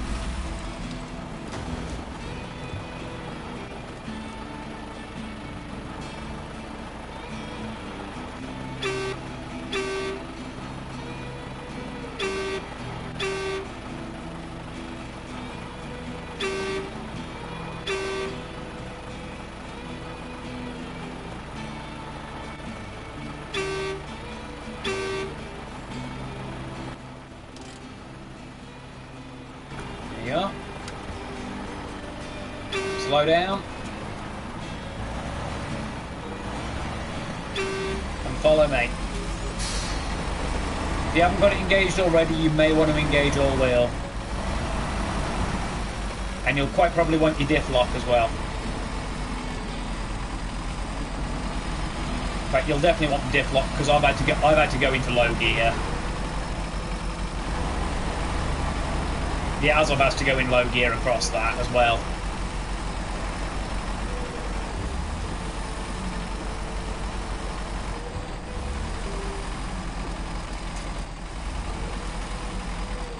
You won't really need your winch to cross.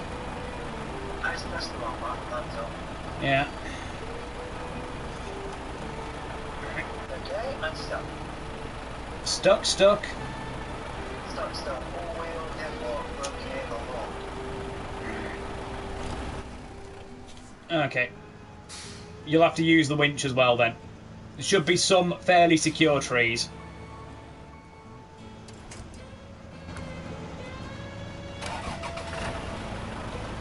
So I won't have the torque to properly pull you through.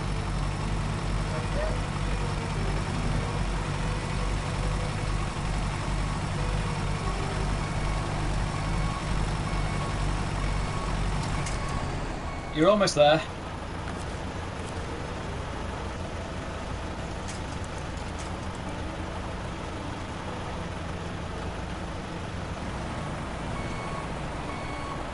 You are trying to reverse there, that's why. Oh.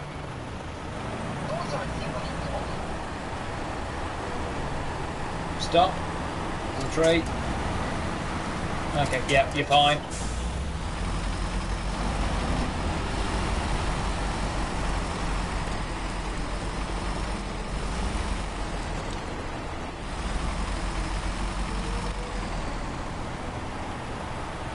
So you can take the diff lock off. You can go back in standard gear. If you want to, turn off all-wheel drive.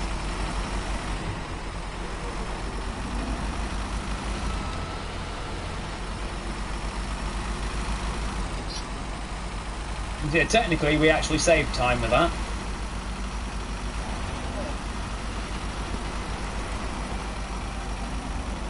Yeah, I'm also down to keep going the 2 logging quests I've got left to actually finish Alaska off after I finish the stream, if you are.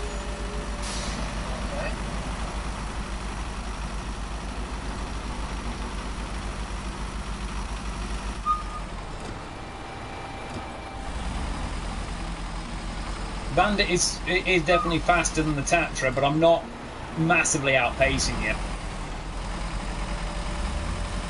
you do have a very good engine in there now.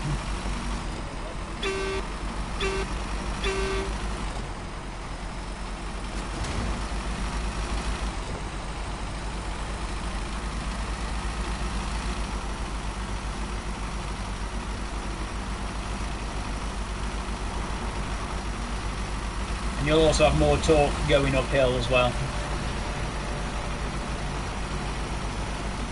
With your bigger engine and gearbox. As long as you don't crash it into any lampposts or whatever. Because lampposts are unbreakable as well.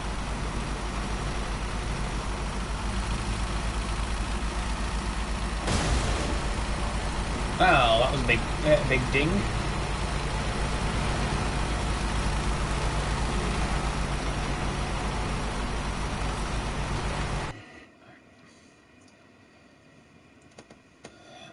I'll let you know when I'm clear of the transport bit. Yes. I mean, it'll only be basically the same as as if you were to drag another truck through on the winch. You just spawn together until somebody is clear of the other, in which case then you both go solid again.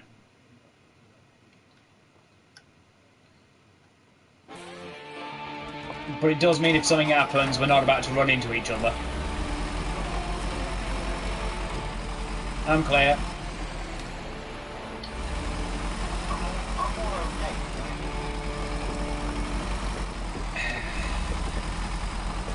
I told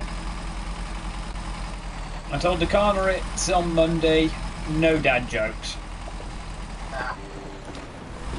Not when I'm driving, and not when I'm streaming.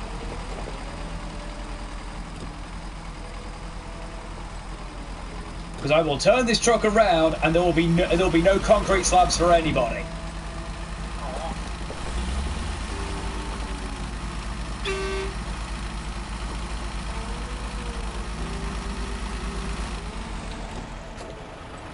Right, so same road you were on again before. So left down to the bridge, and then once you're over the bridge, keep on the road itself as it goes to the left. And the factory you passed on the way from the garage to there is where you're dropping off the slab. You should be able to see the tall smokestack.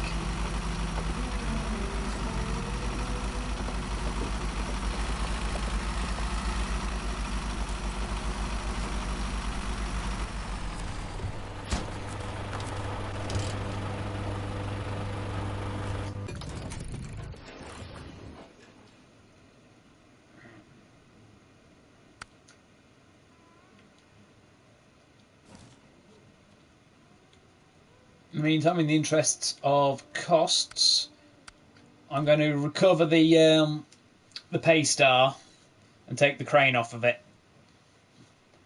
because the regular crane is not going to help us with logs. Okay.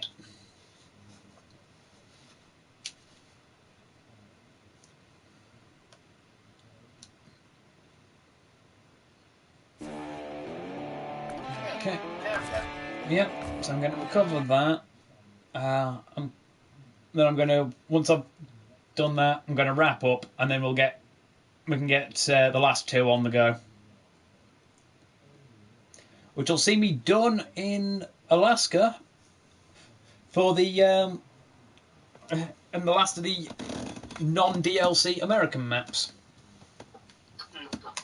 So I don't think you have access to either of the any of the DLC maps at the minute, do you?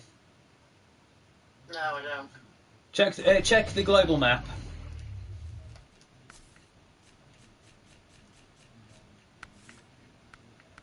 You should see them listed at least. Really annoying because like the controls I see on screen, like the buttons I see on screen, prompts, they're for Xbox for some reason, because the PC version, even though it knows I'm using a PS4 controller, gives me the Xbox buttons as an option. 2 and 2. What am I looking for then? It don't matter. Okay. Right. I've not bought any of the DLCs, so I shouldn't have access to them. Right, go to contracts. Okay. It's a long way to the top. 2 medium, 2 long.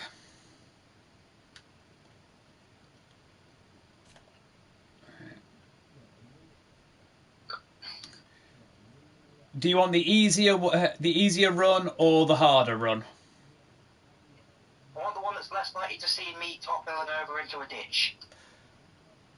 Right, okay. You've got the harder run. I say harder, it's initially harder, but then much easier. Right. And I will explain it to you in a minute. Where's my TV remote? Because my TV's saying we will saying, do you want me to turn off automatically? I've got to find my remote to say no, I don't want it to do that. It's not there. There it is. Ah, there it is. Right. Okay, so I'll wrap the stream up here. So thank you everybody who stopped by. Do please leave a follow if you haven't already.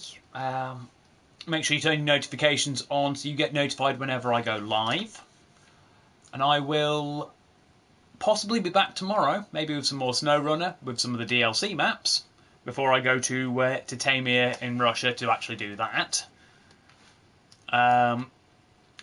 If not, I'll be back on possibly Tuesday.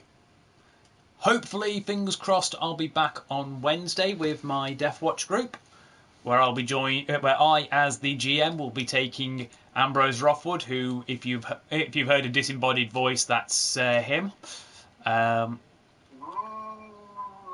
It's not Halloween. You're not a spook. My friend Law and my friend Dakana. Be taking the 3 of them through an adventure I've actually been writing myself, and I hope they enjoy it. I've actually been the previous missions they've done. I've been pre-written from campaign modules. This is the first mission I've actually written myself, and then be possibly Deep Rock or Payday, I think, on Thursday. I'd probably have to update my software, but I should still have those. Yeah. I don't need anything, so. Well, it'd be me and Ambrose doing some shooty things. Not sure what I'll do Saturday next week. That's roughly my next week's schedule. If you're watching on desktop and PC or laptop, you can find a link in my About section to my Twitter, where you can follow me at @SaberofWoQ. I post there when I go live. I share cosplay pictures, I share artwork, etc. there as well. But yeah, that's it for today. I say, hopefully you've all enjoyed. Thank you all for watching, and I hope to see you next time. Ciao for now.